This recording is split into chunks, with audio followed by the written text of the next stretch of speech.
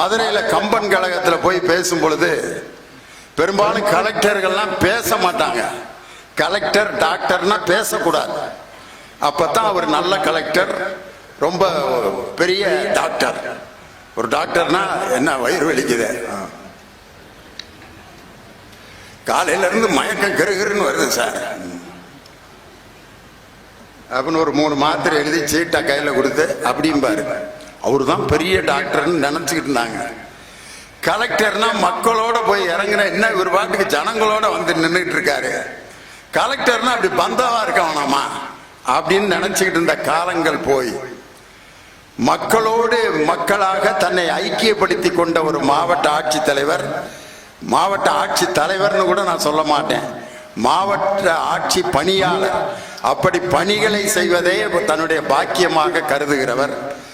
அவருக்கு ஆசிரியர் மரியாதைக்குரிய டாக்டர் சங்கர் சரவணன் எங்களுடைய பாடநூல் கழகத்தில் இணை இயக்குனராக பணியாற்றி கொண்டிருக்கிறார்.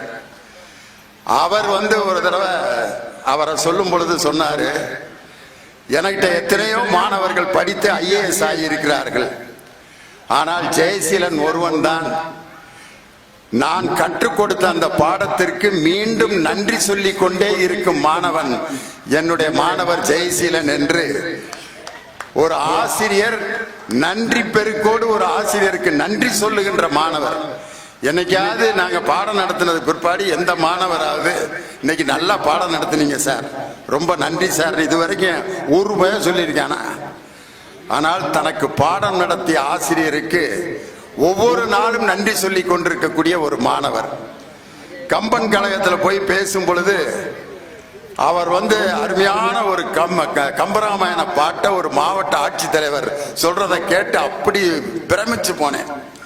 நதியின் பிழை என்று நறும்புணல் இன்மை, பதியின் பிழை என்று பயந்து நம்மை புறந்தால், மதியின் பிழை என்று மகன் பிழை என்று செய்த விதியின் பிழையே. ஆனால் இங்கு நான் கம்பன் கழகத்தில் பேச வந்தது விதியின் பிழை அல்ல, விதியின் பயனாக இங்கே நான் பேச வந்திருக்கிறேன் அப்படின்னு ஒரு கம்பராமாயண பாட்டை சொல்லி எப்படி நான் பேச வந்தேன்னு அங்கே பேசிய ஒரு மாவட்ட ஆட்சியர், அவருடைய கண்காணிப்பில் இந்த அருமையான புத்தக திருவிழா மிக சிறப்பாக நடைபெற்று கொண்டிருக்கிறது. அருமையான தலைப்பு இன்னைக்கு எங்களுக்கு கொடுத்திருக்காங்க. மாவட்ட ஊரின் பெயரிலேயே விருது பெற்றிருக்கக்கூடிய ஒரு ஊர். எங்க திண்டுக்கலுக்கெல்லாம் விருது அப்படின்னு கொடுத்தா தான் உண்டு. ஆனா உங்க ஊர் பேருக்குள்ளேயே விருது இருக்கு. ஆனா அந்த விருதுன்னு உங்க ஊர் பேருக்குள்ள இருக்கிறதுனாலதான் பல விருதுகள் உங்களுக்கு கிடைச்சிக்கிட்டே இருக்கு. இங்கே மாவட்ட ஆட்சித்தலைவராக இப்போ இருக்கின்றவர் சுதந்திர தினத்து அன்று நமது முதலமைச்சர் அவர்களின் கையால் சிறந்த மாவட்ட ஆட்சியர் என்ற விருதினை பெற்றார். உடனே அவருக்கு நான் மனமார்ந்த பாராட்டுக்கள் அப்படின்னு போட்டேன். நன்றி ஐயா. ஒரு சின்ன பாராட்டுக்குள்ள உடனே நன்றி ஐயா, அதுக்கு ரெஸ்பாண்ட் பண்றாங்க பாரு, அதுதான் ஒரு சிறந்த பண்பு. அது மாதிரி பேருக்குள்ளேயே விருது பெற்றிருக்கக்கூடிய மாவட்டம். உங்க ஊரை பத்தி எத்தனையோ பாட்டுல பாடி இருப்பாங்க. ஆனா எனக்கு பிடிச்ச பாட்டு மருதகாசி பாடின பாட்டு தான். மணப்பாற மாடு கட்டி மாயவர ஏறு பூட்டி வயக்காட்ட உழுது போடு செல்ல கண்ணு, பசும் தலைய போட்டு பாடுபடு சின்ன கண்ணு, ஆத்தூரு கிச்சடி சம்பா பார்த்து வாங்கி விதைச்சு அப்படின்னு போயிட்டு இருக்கான். உங்க ஊர் எப்ப வரும் தெரியுமா? பொதிய ஏற்றி வண்டியிலே பொள்ளாச்சி சந்தையிலே விருதுநகர் வியாபாரிக்கு செல்ல கண்ணு, நீயும் வித்து போட்டு பணத்தை என்ன செல்ல கண்ணு. என்னமோ வியாபாரம் விருதுநகர்ல மட்டும்தான் நடக்கிற மாதிரியா? எல்லா ஊர்லயும் வியாபாரியா இருக்கிறாங்க. ஏன் அந்த கவிஞர் விருதுநகர் வியாபாரின்னு எழுதினார் அப்படின்னு சொன்னா, வணிகத்தில் கூட நாணயமும் நேர்மையும் இருக்கக்கூடிய ஊர் இந்த விருதுநகர் தான் அப்படின்னு சொல்லி மருதகாசி விருதுநகர் வியாபாரிக்கு செல்லக்கண்ணு, நீ வித்து போட்டு பணத்தை என்ன செல்லக்கண்ணு. அதுக்கு கூட இன்னைக்கு தலைப்புக்கு பொருத்தமா ஒரு வரியை போட்டிருக்காரு. சேர்த்த பணத்தை சிக்கனமா செலவு பண்ண பக்குவமா அம்மா கையில கொடுத்து போடு செல்லக்கண்ணு. அப்பா கையில கொடுன்னு சொல்ல, கொடுத்தா என்ன ஆகும்னு அவருக்கே தெரிஞ்சு போச்சு. ஏன்னா அவர் ஒரு அப்பா தான். அவர் ஒரு அப்பாவா இருந்தா அம்மா கையில போய் கொடு, அப்பதான் அந்த ரூபா குடும்பத்துக்கு பயன்படும். இன்னைக்கு தலைப்பே அதுதான். பெண்களை பெருமைப்படுத்துவது அன்றைய இலக்கியங்களா இன்றைய இலக்கியங்களா?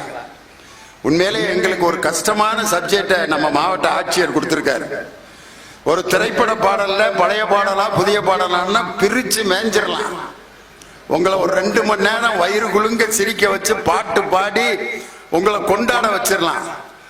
ஆனா நம்ம மாவட்ட ஆட்சித்தலைவர் ஜெயசீலன் லியோனி இலக்கியம் பேசுறாரான்னு பார்ப்போம் அப்படின்னு சொல்லி எனக்கு ஒரு பரிச்சை வச்சிருக்காரு. அப்படின்னு தான் நான் இதை நினைக்கிறேன். நீங்க என்ன நினைக்க கூடாது, உங்க 2 பேத்துக்கு நடைகிற பரீட்சைக்கு நாங்க தான் கொடுப்பனையா, ஏன் அப்புறம் எங்களுக்கு எது நீ பேச மாட்டியா அப்படின்னு நினைக்காதீங்க. இலக்கியத்தை எப்படி பேச வேண்டும் மக்களுக்கு புரிகின்ற வகையில் எவன் இலக்கியத்தை பேசுகிறானோ அவன்தான் உண்மையான இலக்கியவாதி. அதனால்தான் அன்றைய இலக்கியமா இன்றைய இலக்கியமா? பெருந்தலைவர் காமராஜர் பிறந்த ஒரு புனித மண். அந்த தலைவன் மட்டும் இலவச பள்ளிக்கூடங்களை ஆரம்பிக்காவிட்டால் திண்டுக்கல் லியோனி திண்டுக்கல்ல ஐஸ் புருட்டு தான் வித்துட்டு இருந்திருப்பேனே ஒழிய பாடநூல் கழக தலைவரா வந்திருக்க மாட்டேன். அந்த பெருந்தலைவருடைய அந்த கல்வி திட்டம் தான் லியோனியை இந்த நடு மேடையில உட்கார வச்சிருக்கு நடுவரா. அந்த பெருந்தலைவர் காமராஜர் தேர்தலில் போட்டிட்டு ரிசல்ட் வந்துட்டு இருக்கு. இன்னைக்கெல்லாம் ரிசல்ட் டிவியில பயங்கரமா போடுறாங்க. ரிசல்ட் எப்படி போடுவாங்க பாத்துறீங்களா? யார் அதிகமா பெற்றிருக்கா, யாரு கம்மி, டிக்கு ரைட்டு, உடனே இப்ப யாரு முன்னேற்றம், யாரு யாரு யாருன்னு உடனே உடனே உடனே எண்ணி எண்ணி வந்து. அப்ப எல்லாம் 1 மணி நேரத்துக்கு ஒரு தடவை ரேடியோல சொன்னாதான் அந்த வேட்பாளர் எவ்வளவு வாக்கு வித்தியாசத்துல போயிட்டு இருக்காருங்கிறதே தெரியும். காமராஜர் தேர்தலில் போட்டிட்டு ரேடியோ நியூஸ் ஓடிட்டு இருக்கு, கவுண்டிங் நடந்துட்டு இருக்கு. அப்ப அவருடைய உதவியாளரை பார்த்து காமராஜர் ஐயா சொல்றாரு, ரேடியோ போடுன அப்படிங்கிறாரு. ரேடியோ ஆன் பண்ணா உள்ளுக்கு அந்த ரேடியோவை ரொம்ப நாளா பயன்படுத்தாம விட்டதுனால உள்ளுக்கு ஒரு குருவி கூடு கட்டி மிஷினை பூரா நாஸ்தி பண்ணிருச்சு. ரேடியோ ஓடல. அப்ப எல்லாம் தேர்தல் சிறப்பு செய்தி இப்படித்தான் வாசிப்பாங்க. தேர்தல் சிறப்பு செய்திகள் வாசிப்பது செல்வராஜ், விருதுநகர் சட்டமன்ற தொகுதியில் போட்டியிட்ட அப்படின்னு சொல்லி எவ்வளவு வாக்கு வித்தியாசம். ரேடியோ கேட்கலான்னா உள்ளுக்கு குருவி கூடு கட்டி இருக்கு, வேற ரேடியோ கொண்டு வர்றவா. அந்த குருவி கூடு கட்டின ரேடியோவே இருக்கட்டும், இன்னொரு கொஞ்ச நேரம் கழிச்சு கூட நான் என் ரிசல்ட்டை தெரிஞ்சுக்கிறேன். அந்த குருவி கூடு கட்டின அந்த குருவிய எந்த இடைஞ்சலும் பண்ணாம அதை உயிரோட வாழ விடு. எனக்கு தேர்தல் முடிவை விட அந்த குருவி உயிரோடு இருப்பதுதான் முக்கியம் அப்படின்னு சொன்ன ஒரு தலைவர், பெருந்தலைவர் தான் காமராஜர். அவர் பிறந்த ஊரு. அவரை பத்தி சினிமால எம்புட்டு பாட்டு, அடே அப்பா சம்பந்தமே இல்லாம சிவாஜி கணேசன் ஒரு கேரக்டரை கொண்டு வருவார். சிவகாமி உமையவளே முத்துமாரி, உன் செல்வனுக்கு காலம் உண்டு முத்துமாரி. அங்க சிவகாமி செல்வன் யாருமே கிடையாது. காமராஜரை எப்படியாவது கொண்டு வரணும்னு சிவாஜி கணேசனுக்கு அந்த பாட்டுல, எதற்கும் ஒரு காலம் உண்டு பொறு திருமகளே, இன்பத்திலும் துன்பத்திலும் சிறு திருமகளே. அந்த பாட்டுல சிவகாமி பெற்றெடுத்த செல்வன் அல்லவோ, அதுல கதாநாயகி பேர் சிவகாமி கிடையாது, செல்வன் கிடையாது. கொண்டு வந்து எப்படியாவது கண்ணாசன் சேர்த்துருவார்.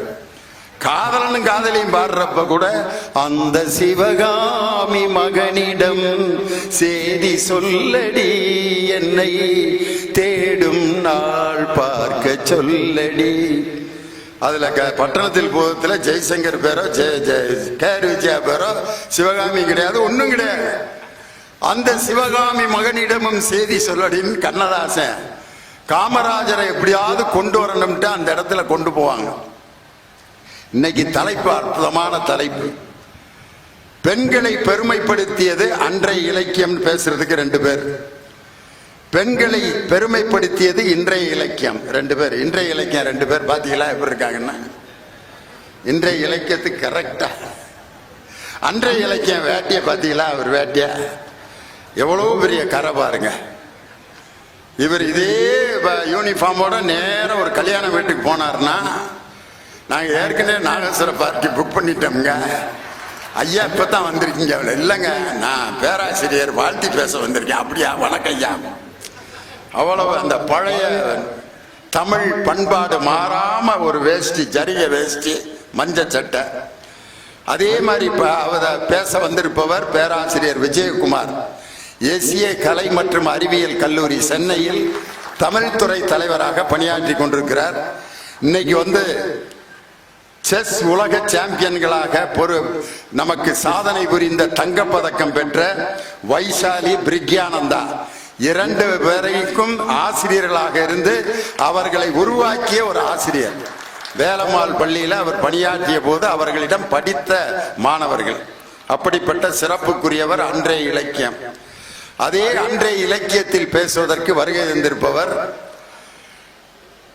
உங்கள் மாவட்டத்துக்காரர், சிறுவில்லிபுத்தூரில் ஆண்டாள் நாச்சியார் குடிகொண்டிருக்கக்கூடிய, தமிழ்நாட்டினுடைய அரசு முத்திரையில் பொதிக்கப்பட்டிருக்கக்கூடிய ஒரு கோபுரத்தை பெற்றிருக்கக்கூடிய வரலாற்று சிறப்புமிக்க சிறுவில்லிபுத்தூரில் இருந்து வருகை தந்திருக்கும் என்னுடைய அன்பு சகோதரியார் திருமதி இந்திரா ஜெயச்சந்திரன்.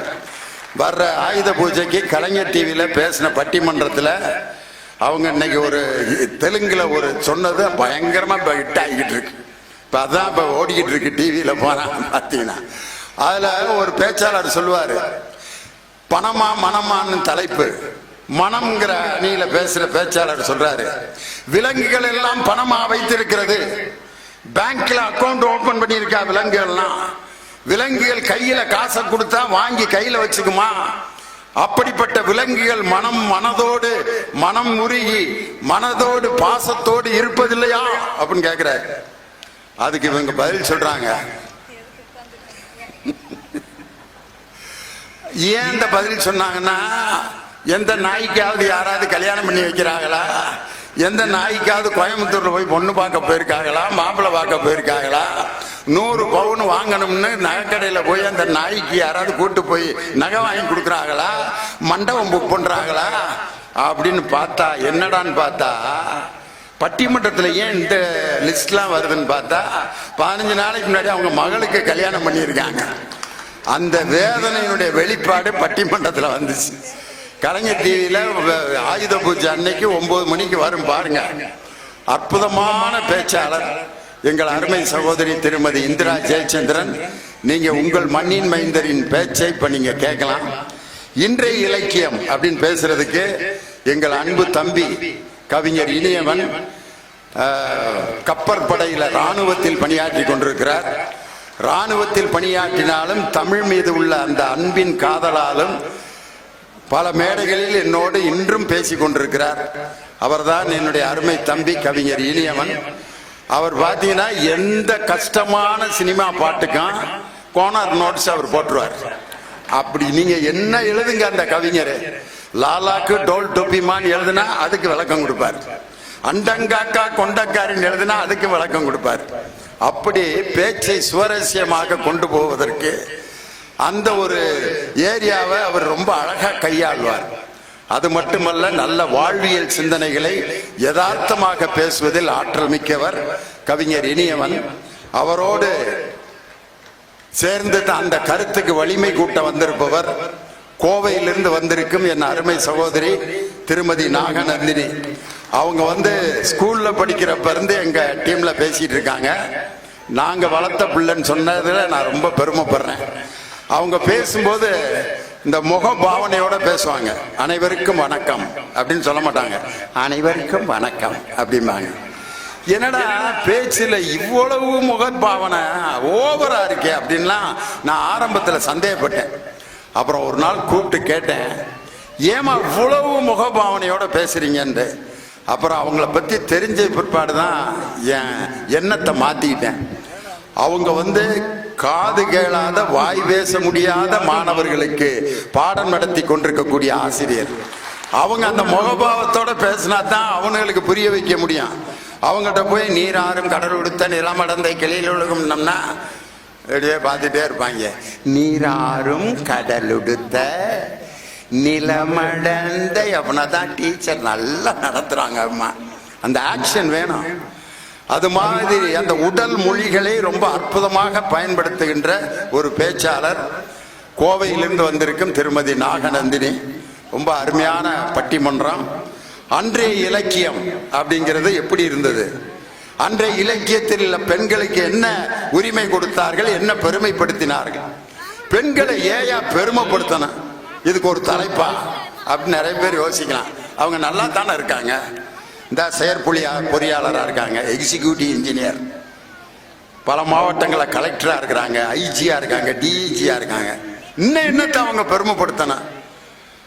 இன்னும் பெருமைப்பட வேண்டிய கட்டாயம் பெண்களுக்கு இன்னும் இருக்கு. இப்ப நான் ஒரு கேள்வி கேட்கிறேன், இங்க உட்கார்ந்து இருக்கிற பெண்கள் எல்லாத்திட்டும் ஒரு கேள்வி கேட்கிறேன். உங்க கணவரை விட அதிகம் படிக்க வேண்டும், அதிகம் சம்பாதிக்க வேண்டும், கணவரை விட அழகாக இருக்க வேண்டும் அப்படின்னு நினைக்கிற பெண்கள் யாராவது கை தூக்குங்க. கணவனை விட நான் நல்லா படிச்சிருக்கணும், அவர் எஸ்எல்சி, நான் எம்ஏ, அவர் 1000 ரூபா சம்பளம், நான் 15,000 ரூபா சம்பளம். அவரை பார்த்தா ஒருத்தன் கூட சீண்ட மாட்டான், ஆனா என்னை பார்த்தா குட் மார்னிங் மேடம்மா, இந்த மரியாதையை நான் விரும்புகிறேன் அப்படின்னு சொல்றவங்க யாராவது ஒருத்தர் கை தூக்குங்க. இந்த பார், ஒரே ஒருத்தவங்க, அதுவும் பாதி தான் தூக்குறாங்க, கடைசியில 2 பேர். இந்த முன்னேற்றத்தை விரும்புவதுதான் இன்றைய சமுதாயம். யார் உயர்வாக இருந்தாலும், ஆணாக இருந்தாலும் பெண்ணாக இருந்தாலும், ஒரு இல்லறத்தில் கணவன் கீழே படிப்புல கம்மியா இருந்தா அவன் என்னை விட குறைவானவன் அல்ல. என் கணவன் என்னை விட கருப்பாக இருந்தால் அவர் என்னை விட குறைவானவர் அல்ல. என் கணவர் என்னை விட படிப்பிலே குறைவாக இருந்தார், அவர் என்னை விட குறைவானவர் அல்ல. நான் படித்த படிப்பு, என்னுடைய அழகு, என்னுடைய பதவி எல்லாம் என் கணவருக்கு பயன்பட வேண்டும், அதற்காக நான் முன்னேற வேண்டும் என்று ஒரு பெண் நினைக்கிறார். அந்த குடும்பத்துக்கு பயன்படணும். ஆனா இன்னைக்கும் நிறைய பேர் ஏன் கை தூக்கலன்னா, என்ன இருந்தாலும் அவங்களுக்கு மீறி நம்ம எப்படி படிக்கிறோம்னா, அவங்களுக்கு மீறி நம்ம சம்பளம் வாங்கினா அவங்க மனசு கஷ்டப்படாத. ஒரு ஆம்பளை வேதனை போடலாமா ஐயா, அதனால எனக்கு இன்கிரிமெண்ட் கூட வேணாமுங்க. நான் அவருக்கு என்னைக்கு இன்கிரிமெண்ட் வருதோ என்னைய கூட சம்பளம் அவர் கூட வாங்கிட்டே இருக்கட்டும், வேணாம் அப்படின்னு நினைக்கிற மனப்பான்மை ஏன் வருது? அப்ப இருந்தே பெண்கள் அந்த கணவனுக்கு அடிமையாக இருக்கணும், கீழே இருக்கணும். ஆண் என்றால் உயர்வு, பெண் என்றால் தாழ்வு அப்படிங்கிற எண்ணம் இன்னைக்கு இருக்கு. இன்னைக்கும் கிராமத்துல புருஷன் பேரை சொல்லாதவங்க எத்தனை பேர் இருக்காங்க தெரியுமா? தாசில்தார் ஐயா உட்கார்ந்துருக்காரு, கணக்கெடுக்க போறாரு. ஒரு வீட்டு கதவை தட்டி, அம்மா அவன் பேர் என்ன? லட்சுமி. உங்க வீட்டுக்காரர் பேரு சொல்லு. அதெல்லாம் நாங்க சொல்ல மாட்டோம். மா கணக்கெடுக்க வந்திருக்கேன், நீ எந்த இளவெடுக்க வந்தா எனக்கு என்ன? நாங்க புருஷன் பேரை சொல்ல மாட்டோம், அவர் உயிருக்கு ஆபத்தாய் போயிடும். இந்தம்மா ரேஷன் கார்டுல எழுதுன, அதெல்லாம் சொல்ல முடியாது. சரி, நீ ஏதாவது ஒரு ஐடியா கொடு, அதை வச்சு உங்க வீட்டுக்காரர் பேரை கண்டுபிடிச்சுக்கிறேன் அப்படின்னு குழு கொடுக்குது. யாரு? லட்சுமி. இந்த ராத்திரில சாப்பாட்டுக்கு வெளியே நின்று கேட்பாங்கல்ல, அதையும் இந்த கோயில்ல பூச நேரத்துல அடிப்பாங்கல்ல, அதையும் சேர்த்துக்க. தாசில்தார் சொல்றாரு, நான் வருவாய்த்துறையில வேலைக்கு வர்றப்ப கூட இன்டர்வியூல போட்டு கேள்வி கேட்கல, இந்த கிழவி இந்த போடு போட்டுக்கிட்டு இருக்கேன்ட்டு அவர் யோசித்து சொல்றாரு. ராத்திரில சாப்பாட்டுக்கு வெளியே நின்று கேட்கறதுக்கு பேர் பிச்சை, கோயில்ல பூச நேரத்துல அடிக்கிறதுக்கு பேர் மணி. அப்ப உங்க வீட்டுக்காரர் பேர் பிச்சை மணியா அப்படின்னதுக்கு அந்த அம்மா சொல்லுது, ஆமா அந்த சனியம் பிடிச்ச நாய் தான் என் புருஷன். வீட்டுக்காரர சனியம் பிடிச்ச நாயின்னு சொன்னா ஒன்னும் ஆகாதான், பிச்சை மணின்னு பேர் சொன்னா செத்துருவாராம்யா. இப்படி இருக்கு இன்னைக்கு காலம். பேரு சொல்லி கூப்பிடுறதுக்கு தானே பேரே வைக்கிறான். கடவுள் பேரை சொல்லி கூப்பிடுறது இல்லையா? கஷ்டம் வந்தாலும் முருகாங்கிறான். முருகன் பேரை சொல்லாம அதெல்லாம் சொல்லக்கூடாது. யாராவது சொல்ற மாடன் காடன் இது கற்பனசாமி, கற்பனா கருப்பையா என்னை எப்படியா காப்பாத்து கருப்பையா பேர் சொல்லி தானே சாமியவே கூப்பிடுறான். கணவனா பேர் சொல்லி கூப்பிடுறதுல என்ன தப்பு? இன்னைக்கும் கூப்பிடுறதுக்கு யோசிக்கிற பெண்கள் இருக்கீங்களா இல்லையா? ஆனா ஒரு சில வீட்டுல போடா வாடான்லாம் பேசிக்கிடுவாங்க. அது இந்த மொபைல் போன்ல இந்த ரீல்ல படுத்துற கொடுமை இருக்கு. இங்க வாடா அப்படின்னா மகனா புருஷனை வர்றேன், உன்னே நான் கூப்பிடல அப்படின்னு மகனை போய் சொல்லிட்டு உன்னே தான் நான் கூப்பிட்டேன் அப்படின்னு. அப்படியா முதல்ல ஏண்டி போடா வாடான்னு கூப்பிடுறேன், அதாவது கூப்பிடுறேன்னு மரியாதையாரு. இதை ஒரு ரீலா போடுறாங்க. இதை பார்த்தோன்னா சந்தோஷம் பெண்களுக்கு. ஒரு கணவனை போடாவாடா என்று கூப்பிட்டு விட்டு அதுல ஒரு கௌரவம் அடைவது பெண்களை பெருமைப்படுத்துவது அல்ல. பெண்களை புகழ்ந்து புகழ்ந்து பாடுகின்ற பாடல்கள் எத்தனை பாட்டு இருக்கு. கம்பர் பாடாத பாட்டா, பாரதிதாசன் பாடாத பாட்டா. ஒரு பெண் குழந்தைய பாரதிதாசன் என்ன சொல்றாரு, மூடத்தனத்தின் முடை நாற்றம் வீசுகின்ற காடு மணக்க வந்த கற்பூர பெட்டகமேங்கிறார். யார? ஒரு பொம்பளை பிள்ளைய. இன்னொரு பாரதிதாசன் பார்த்தீங்கன்னா அப்படி பெண்களை வர்ணிப்பாரு. பாரதியார் சொல்ல வேண்டிய அவசியமே இல்லை. நின்னையே ரதி என்று நினைக்கிறேனடி கண்ணம்மா, தன்னையே சகி என்று சரணமெய்தினேன். பாரதியார். சுரதா ஒரு படத்துல பாட்டு எழுதியிருப்பார். அமுதும் தேனும் எதற்கு நீ அருகினில் இருக்கையிலே எனக்கு, அமுதும் தேனும் எதற்கு, அமுதும் தேனும் எதற்கு நீ பக்கத்துல இருக்கும்போது. யாரு? சுரதா. கண்ணதாசன் சொல்ல வேண்டிய அவசியமே இல்லை.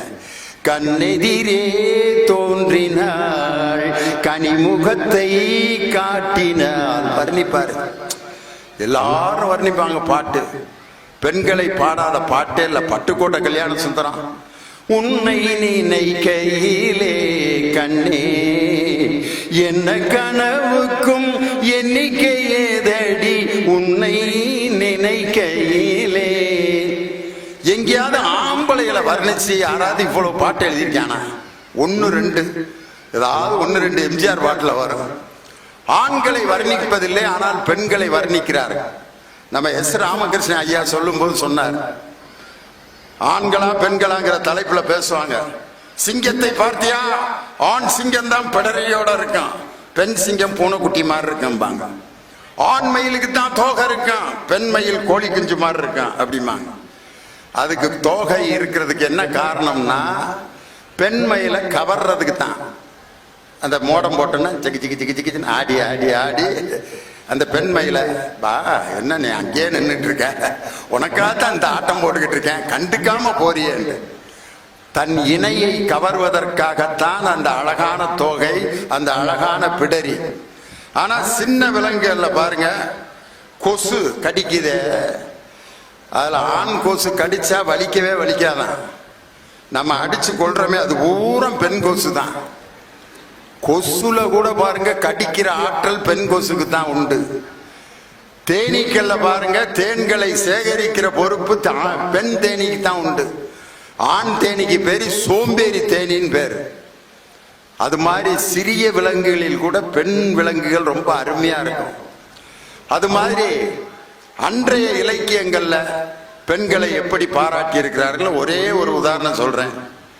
அன்னைக்கெல்லாம் கோழி மேய்ஞ்சுக்கிட்டு இருக்கிறப்ப பழைய சங்க இலக்கியத்தில் ஒரு பாட்டு வருது. கோழியை விரட்டுறதுக்கு ஒரு அம்மா காதுல இருக்க தொங்கொட்டான கழட்டி, பா சும்மா வந்து அரிசியை தின்னுகிட்டே இருக்க அப்படின்னு விரட்டுறதுக்கு மரகத குழல், மரகதம் பொதித்த தொங்கொட்டான், அதை கலட்டி கோழியை விரட்டுச்சான். அப்ப பெண்கள் எவ்வளவு செல்வாக்கா இருந்திருக்காங்க பாருங்களேன். எங்கடா பெண்கள் தொங்கட்டான் போட்டாங்கன்றதுக்கு எப்படா நாங்க நம்புறது? சும்மா ஒரு கவிஞர் டுபாக்கூர் விட்டுருப்பாரு அப்படின்னு நினைக்காதீங்க. கீழடி அகலாய்வில் தங்க தொங்கட்டான் கண்டுபிடிக்கப்பட்டிருக்கிறது என்று சொன்னால், அன்னைக்கு நமது தமிழ் பெண்கள் தங்க தொங்கட்டான் போட்டு கோழியை விரட்டி இருக்கிற அளவுக்கு பொருளாதார சுதந்திரத்தோடு இருந்திருக்கிறார்கள். பானையில எழுத்து இருக்கு அப்படின்னு சொன்னா, பானையை யார் பயன்படுத்துவா? பெண்கள் தான். அதுல எழுத்து இருக்குன்னா வீட்டிலே சமையல் செய்கின்ற பெண்கள் கூட மிக எழுத்தறிவோடு இருந்திருக்கிறார்கள்னு அன்றைய இலக்கியம் சொல்லுது. இன்றைய இலக்கியம் பெண்களை எப்படி பெருமைப்படுத்தி இருக்கிறது? எக்கச்சக்கமா. ஒருத்தன் சொல்றான், எங்களை நதி என்று வர்ணிக்கிறீர்கள், வீணாக போய் கடலில் கலக்கிறோம் என்பதற்காகவா? எங்களை பொன்னென்று வர்ணிக்கிறீர்கள், கண்டவர்கள் எல்லாம் கடத்தி கொண்டு வருவதற்காகவா? எங்களை சாமி என்று ஓமை கூறுகிறீர்கள், எது சொன்னாலும் கல்போல் கேட்டுக்கொண்டிருப்பதற்காகவா? ஒரு கவிஞன் வர்ணிக்கிறான். எங்களை மலரென்று சொல்கிறீர்கள், மலர்ந்து மகிழ்வித்து கீழே உதிர்ந்து போவதற்கா? எப்படி எழுதியிருக்கான் பாருங்க. இன்னைக்கு இருக்கிற பெண்களின் நிலையை அந்த ஓமையை வைத்து இன்னைக்கு ஒரு கவிஞர், நவகவிங்கிற கவிஞர் எழுதியிருக்கார். அப்ப அன்றைய இலக்கியமும் இன்றைய இலக்கியமும் பெண்களின் பிரச்சனைகளை, பெண்கள் உயர்வடைய வேண்டும் என்று போராடி இருக்கிறது. இதில் எது அப்படிங்கிறதா இன்றைய தலைப்பு. பெண்களை பெரிதும் பெருமைப்படுத்துவது இன்றைய இலக்கியம் அன்றைய இலக்கியமே என்ற அணியை துவங்கி வைத்து நம்ம பேராசிரியர் விஜயகுமார் உங்கள் பலத்த கரவொலியோடு மேடைக்கு வருகிறார். வாங்க.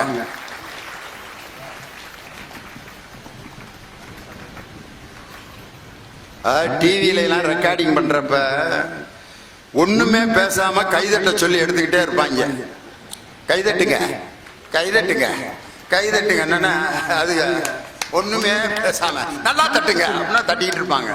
அவங்களெல்லாம் பார்த்தா பாவமா இருக்கு எனக்கு. ஹோட்டல்ல எதுவுமே போடாம சாப்பிட்டது எப்படி இருந்துச்சுன்னு கேட்டா அவன் எப்படியா பதில் சொல்லுவேன்? வெறும் தட்டு வச்சிருக்கான், சாப்பிட்டது எப்படி இருந்துச்சு, இன்னும் ஒண்ணுமே போடல, அப்புறம் எப்படி இருக்குன்னு எப்படியா சொல்ல முடியும்ட்டு. ஆனா வினையேன்னு கை தட்டுவாங்க. எங்கள் விருதுநகர் மக்கள் தான் நல்ல கருத்துக்கள் மேடையிலே சொல்லப்பட்டால் அதற்கு ஆனந்தமாக வரவேற்கின்ற வகையில் கைதட்டுகின்ற மக்கள் எங்கள் விருதுநகர் மக்கள். அதனால கைதட்டுக்காக நீங்க யோசிக்கவே வேணாம், பின்னி பெடல் எடுப்பாங்க. காதொளிரும் குண்டலமும் காதொளிரும் குண்டலமும் கைக்கு வளையாவதியும் கருணை மார்பின் மீதொளியும் சிந்தாமணியும் மெல்லிடையில் மேகலையும் சிலம்பு ஆர் இன்ப போது ஒளி பூந்தாள் இணையும் நீதியொளி செங்கோலாய் திருக்குறளை தாங்கு தமிழ் நீடு வாழ்க என் இனிய தமிழ் மக்களே. உங்கள் அனைவருக்கும் என் இனிய வணக்கம். அரசியலில் நேர்மை, பொது வாழ்வில் தூய்மை, வார்த்தைகளில் வாய்மை, இந்த மூன்று ரசாயன கலவைகளையும் கலந்து ஒரு கருப்பு மனிதன் உதித்து எழுந்தான். காலம் அவருக்கு தந்த பெயர் கர்ம வீரர் காமராசர். அந்த காமராசர் ஆண்டி கையில் கூட ஓடி இருக்கும். சிறுகூடல் பட்டியிலே பிறந்து சிக்காகோவிலே தன் வாழ்க்கையை முடித்துக் கொண்ட கவியரசு கண்ணதாசன் கர்ம வீரரை பற்றி எழுதுகிற போது சொல்லுவார், தங்கமே தன்னிலவே தென்பொதிகை சாரலே சிங்கமே என்று அழைக்க சீராட்டிய தாய் தவிர சொந்தமென்று ஏதுமில்லை, துணை இருக்க மங்கை இல்லை, தூயமணி மண்டபங்கள் தோட்டங்கள் என ஏதுமில்லை, ஆண்டி கையில் கூட ஓடி இருக்கும் கர்ம வீரர் காமராசரே அது கூட உமக்கிலேயே என்று சொன்ன அந்த காமராசர் பிறந்த மண்ணை தொட்டு வணங்கி அரங்கத்தில் இருந்த தமிழை பாமரர்களின் பல்கலைக்கழகமாக மாற்றி காட்டிய பட்டிமன்ற உலகத்தின் மறுமலர்ச்சி நாயகன் திண்டுக்கல் தந்த தமிழ் கரும்பு எங்கள் ஐயா நடுவர் பெருந்தகையார் அவர்களே, மேடையிலே வீற்றிருக்கின்ற அறிஞர் பெருமக்களே, ஒரு பேச்சாளனுக்கு தேவை வெள்ளித்தட்டோ வைரத்தட்டோ பொன் தட்டோ இல்லை, இரண்டு கரங்கள் உரசுகிற கைதட்டலை அள்ளி கொடுத்திருக்கிற எங்கள் உயிரினும் மேலான ரசிக பெருமக்களே, நல்ல மூன்றாவது புத்தக திருவிழா. கலைஞர் ஐயா முத்தமிழறிஞர் அழகா சொல்லுவார், புத்தகத்தின் வழி உலகை படித்தால் அறிவு செழிக்கும், உலகத்தையே புத்தகமாக்கி படித்தால் அனுபவம் தழைக்கும் என்று சொல்லுவார். அற்புதமான புத்தக திருவிழாவிலே உங்களை சந்திப்பதிலே மகிழ்ச்சி அடைகிறேன். நீதிபதி அவர்களே, கலை என்பது மனதை வருடுவது, இலக்கியம் என்பது காலத்தால் அழிக்க முடியாது. பிரபஞ்சன் என்கிற எழுத்தாளர் கலைஞர் ஐயா விட்ட கேள்வி கேட்டு அனுப்புவார். அவர் கலைஞர் ஐயா கையெழுத்து பிரதியாக அதுக்கு பதில் சொல்றப்போ சொல்றார், கலை என்பது என்ன, இலக்கியம் என்பது என்ன என்பதற்கு கலைஞர் ஐயா சொல்லுகிறார், மனதை வருடினால் அது கலை, காலத்தால் அழிக்க முடியாதது இலக்கியம். இன்றைக்கு இலக்கியம் அப்படி காலத்தால் அழிக்க முடியாதபடி இருக்கிறதா? அன்றைய இலக்கியம் எப்படி இருந்தது? அதிகமான் பொன்னும் பொருளும் அவ்வைக்கு தரவில்லை, காலம் தாழ்த்துகிறான், அவ்வை பேசுகிறான். இன்றைக்கு அல்ல, 2ஆம் நூற்றாண்டிலே எத்திசை செல்லினும் அத்திசை சோரே. உன் பொருள் நீயே வச்சுக்கப்பா, போறேன். ஒக்கூர் மாசாத்தியார், பொன்முடியார், வெள்ளி குயத்தியார், வெள்ளி வீதியார், வெண்ணி குயத்தியார், ஆண்டாள், காரைக்காலம்மையார், எத்தனை 30க்கும் மேற்பட்ட சங்க புலவர்கள் வாழ்ந்த காலம் அந்த காலம். அது பொற்காலம் இல்லையா சார்? சொல்லின் செல்வன் என்று அழைக்கப்படுகிற அனுமனை வைத்து பெண்ணை போற்றுகிறார் கம்பன். சொல்லின் செல்வன் இல்லையா? சில மேடைகளை சில பேச்சாளர்கள் பேசுவாங்க, சொல்லின் எல்லாரும் செல்வர். அப்படி இல்லை, சொல்லின் செல்வர். சொல்லின் செல்வர் என்கிற பட்டம் பெற்ற அனுமனை வைத்துக் கொண்டு சீதையை புகழ்கிறார். அதுதான் அன்றைய இலக்கியம். சீதையை போய் தேடி பார்த்துட்டு அசோகவனத்திலிருந்து வந்து சொல்றாரு. அனுமன் பேசுகிறார் ராமனிடம், விற்பரும் தடந்தோள் வீர வீங்கு நீர் இலங்கை வெற்பில் நற்பருந்தவத்தலாய நங்கையை கண்டேன் அல்லேன். இற்பிறப்பென்பதொன்றும் இரும்பொறை என்பதொன்றும் கற்பனும் பெயர்தொன்றும் கடினடம் புரிய கண்டேன் என்று சொல்லின் செல்வரால் புகழ்ந்ததுதான் அங்க அன்றைய இலக்கியம். ஆனா இன்னைக்கு என்ன அப்படி இருக்குதா? பட்டுக்கோட்டை பாட்டுலாம் அன்னைக்கு எப்படி இருந்துச்சு? ஆடை கட்டி வந்த நிலவோ, நிலாவுக்கு கூட ஆடை கட்டி பார்த்தான் மிஸ்டர் இனியவன். என்ன உட்கார்ந்து பத்திரம் எழுதிக்கிட்டு இருக்கீங்களா? கேட்கிறாருல கேள்வி, அதுக்கு பதில் சொல்றதை விட்டு 15 பேப்பரை வச்சு டாக்குமெண்ட் ரைட்டர் மாதிரி உட்கார்ந்து எழுதிக்கிட்டு. ஆடை கட்டி வந்த நிலவோ, கண்ணில் மேடை கட்டி ஆடும் எழிலோ, குளிர் ஓடையில் மிதக்கும் அல்ல ஜாடையில் சிரிக்கும் இவள் காடு விட்டு வந்த மயிலோ, நெஞ்சில் கூடு கட்டி வாழும் குயிலோ, முகத்தில் முகம் பார்க்கலாம், விரல் நகத்தில் பவளத்தின் நிறம் பார்க்கலாம், பாவாடை தாவணியில் பார்த்த உருவமா. இன்னைக்கு எழுதுறான் பாட்டு. ஏன் நீ இருக்கிற ஓல கொட்டாயா, சும்மா நடக்கிற தவள கொட்டாயா, ஏன் இருக்கிற ஓல கொட்டாயா, நீ நடக்கிற தவள கொட்டாயா, சோச்சாவா படுத்துக்குவேன் ஓமடியில சாஞ்சி, வாட்டாமா இருக்கிற வாட்டர் பாக்கெட்டு மூஞ்சி. ஏன் ஒரு நல்ல பாட்டை இப்படி கடிச்சு குதறீங்க? என்ன இந்த பாட்டை பாடி வீட்டுல கிழவியெல்லாம் ஆடிக்கிட்டு ரீல்ல போட்டு விட்டுக்கிட்டு இருக்காங்க. நீ இருக்கிறிய ஓலை கொட்டாயா, நீ நடக்கிறிய தவளை கட்டாயா, மஜாவா எனிக்கிறிய பஞ்சு முட்டாயா, ஆமா பஞ்சு முட்டாயா, ஆமா பஞ்சு முட்டாயா, தோதாவா படுத்துக்கிறேன் ஓமடிகளை சாஞ்சி, தாஞ்சாவா இருக்கிறிய வாட்டர் பாக்கெட்டு மூஞ்சி, நான் காஞ்ச மிளகா போல நான் இருக்கிறேனே காஞ்சி, நீ ஏயா என் வாயை புடுங்குற? நான் இந்த மாதிரி பாட்டெல்லாம் பாடக்கூடாதுன்னு இறுக்க வாயை பொத்தி வச்சிருக்கேன். பிட்ட எடுத்து கொடுக்கிறாரு, நான் என்னதான் பண்றது? என்ன நீதிபதி வாட்டர் பாக்கெட் மூஞ்சி, இது வர்ணனையா? கம்பன் எழுதுகிறான் சீதையை வர்ணிக்கிற போது, மதனர்க்கும் எழுத ஒண்ணா சீதை. மன்மதன் கூட தன் தூரிகையை எடுத்து ஒரு பெரிய ஓவியன் கூட சீதையினுடைய அழகை வர்ணிக்க முடியாது என்று ஒரு வரியிலே ஒரு தொடரிலே கம்பன் எழுதுகிறான். மதனர்க்கும் எழுத ஒண்ணா சீதை. வாட்டர் பாக்கெட் மூஞ்சி முற்போக்கு இலக்கியமா? நீங்க கூட அந்த பாட்டுக்கு சப்போர்ட் பண்றீங்க, நீதிபதிகள் சால்ரா அடிக்கிறீங்க. அதுல சொல்ற அந்த பாட்டுல மச்சாவா இனிக்கிறியே பஞ்சு மிட்டாயா, ஐயோ பஞ்சு மிட்டாயா, ஐயோன்னு வர்ணிக்கலாமாங்க? மையோ மரகதமோ மரிகடலோ மழை முகிலோ, ஐயோ இவன் வடிவென்பதோர் அழியா அழகுடையான், அது தமிழுங்க. நீதிபதி அவர்களே நல்ல கைத்தட்டுனா கூந்தல் வளரும். வைத்தியர் சொல்றாரு, நீங்க பாட்டுக்கு ஏதாவது தடிக்க இருக்காதீங்க. பாவம் அங்கிட்டு ஒரு வழுக்க தலையா ஒருத்தர் உட்காந்து இப்படி தட்டினவர் நிப்பாட்டி விட்டாரு. இனிமே இதுல வளர்ந்து என்ன வளகாரம் இருந்த என்ன அப்படின்னு. நீதிபதிகளே, பாரதியாருக்கு 11 மொழிகள் தெரியும். 11 மொழிகள் தெரியும். இனியவன் வந்து பதில் சொல்லணும். சோஜாவா படுத்துக்கிறேன் ஓமடியில சான். சோஜானா என்ன? சோஜான்னு ஒரு வார்த்தை இருக்குதா? ஏதாவது ஒண்ணு போட வேண்டியது வாய்க்கு வந்தது. அப்படிலாம் ஆராய்ச்சி பண்ணோம்னா விஜயகுமார், தமிழ் சினிமாவில் சில வார்த்தைகளுக்கெல்லாம் நீங்க எங்க உலகத்துல எந்த டிக்ஷனரியிலையும் கண்டுபிடிக்க முடியாது. மலம்ம பித்தா பித்தாத்தே அப்படின்னா நீ எங்க போய் இதுக்கு போய் அர்த்தம் கண்டுபிடிப்ப? கோனார ஐயம்பெருமாள் கோனாரை எழுப்பி இதுக்கு வந்து நோட்ஸ் போடுங்கன்னு போட சொன்னா தான் உண்டு. நீதிபதி அவர்களே, பெண்ணினம் அற்புதமான ஒரு படைப்பு. பெண்ணிடம் வீட்டை கொடுத்து பாருங்கள், வீட்டை குடும்பமாக மாற்றி காட்டுவாள் பெண். பெண்ணிடம் மளிகை சாமான்களை கொடுத்து பாருங்கள், விருந்து படைப்பாள் பெண். பெண்ணிடம் புன்னகையை கொடுத்து பாருங்கள், தன் இதயத்தையே தந்து விடுவாள். அந்த உன்னதமான படைப்பு பெண். அதனால் தான் ஒரு கவிஞன் சொன்னான், சூரியன் இன்றி பூமி சுழலாது, பெண்கள் இன்றி பூவுலகம் இயங்காது என்று சொன்னான் ஒரு கவிஞன். நீதிபதி அவர்களே, வாழ்க்கை துணை நலம் என்றுதானே நாகநந்தினி எழுதினார் வள்ளுவ பெருந்தகை.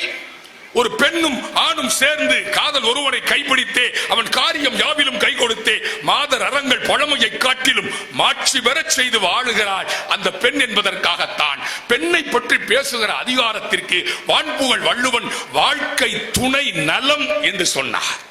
பெரிய புராணத்திலே சேக்கிழார் பெண்ணை பற்றி பேசுகிற போது மனை அறத்தின் வேர் என்று பேசுகிறார். அது பெண்ணை பெருமைப்படுத்துவது இல்லையா?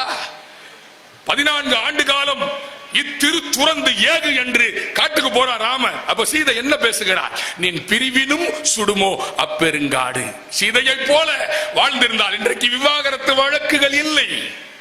இன்றைய இலக்கியங்கள் கொச்சைப்படுத்துகின்றன பெண்ணை. விடிகாலை ஒரு பாட்டில் எழுதியிருக்கிறார், விடிகாலை விண் அழகு, விடியும் வரை பெண் அழகு. அது பெண்ணிற்கான விரசம் இல்லையா? விடிகாலை விண் அழகு நல்லா இருக்கு, விடியும் வரை பெண் அழகு. அப்ப விடிஞ்சு விட்டா பெண் அழகு இல்லையா?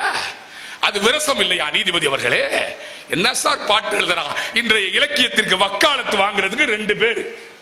கோயமுத்தூர் அம்மா ஒரு பாட்டு கேட்டம்மா, இதுக்கு நீங்க தான் விளக்க சொன்ன செல்ஃபி புள்ள.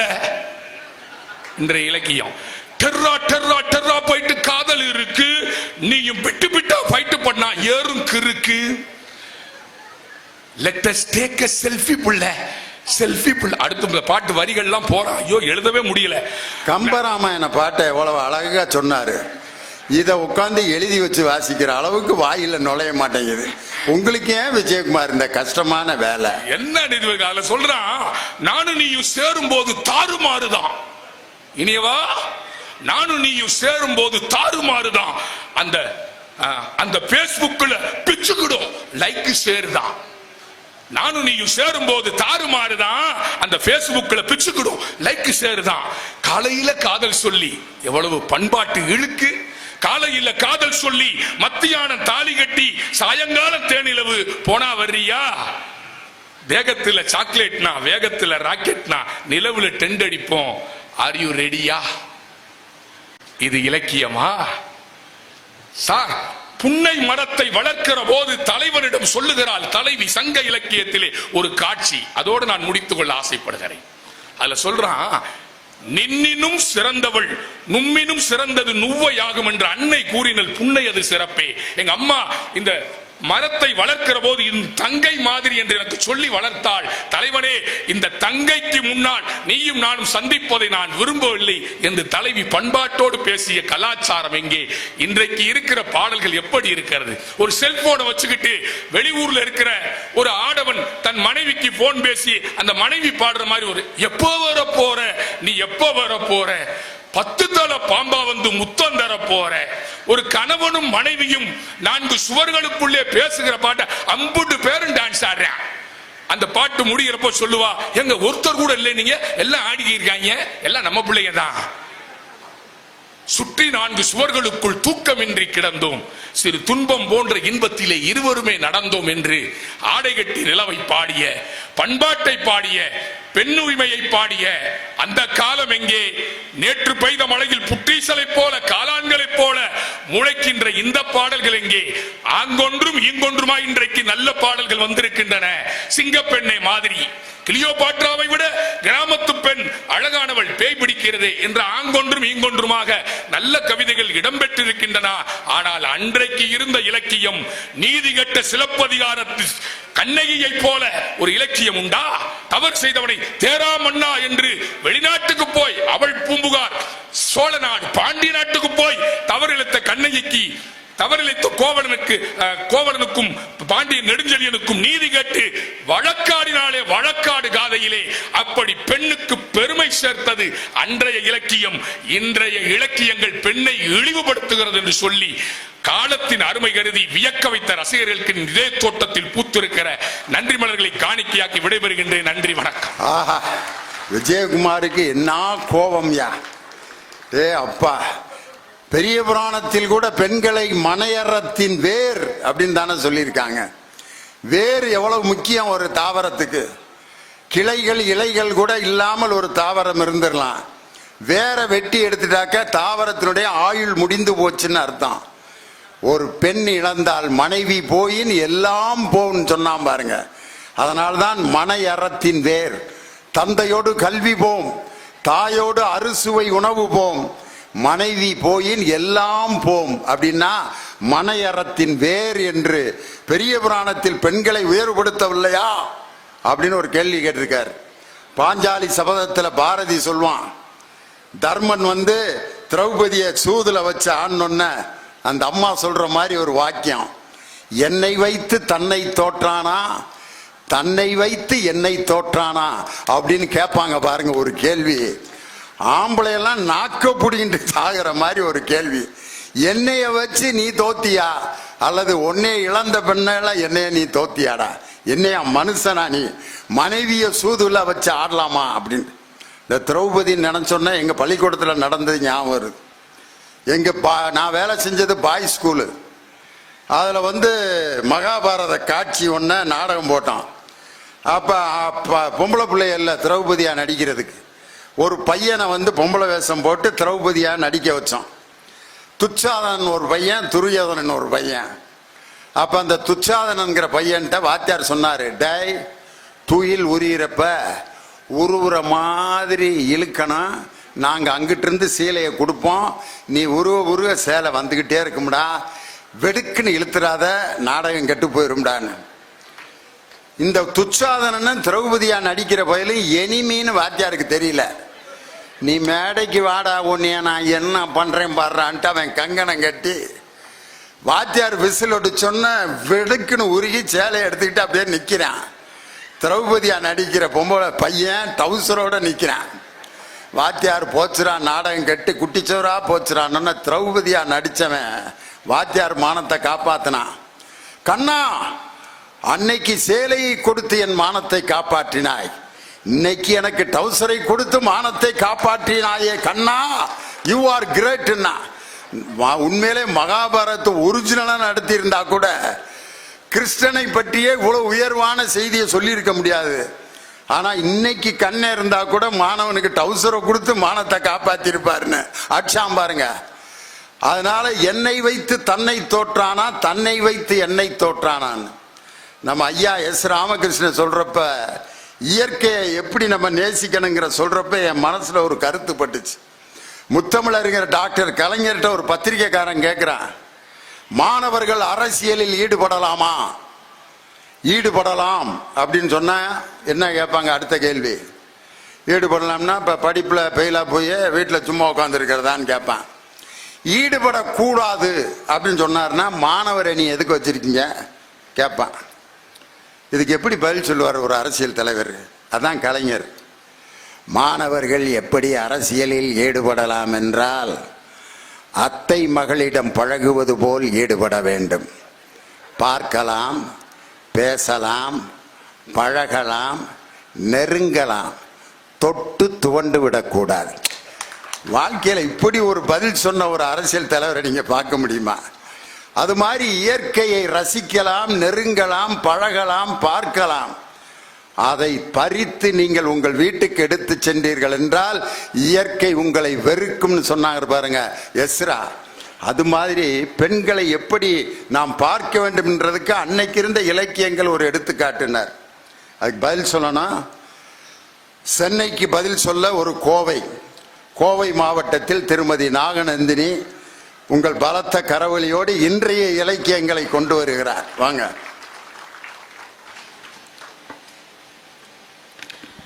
வாழ்க வையகம், வாழ்க வையகம், வாழ்வளமுடன். குரு வாழ்க, குருவே துணை.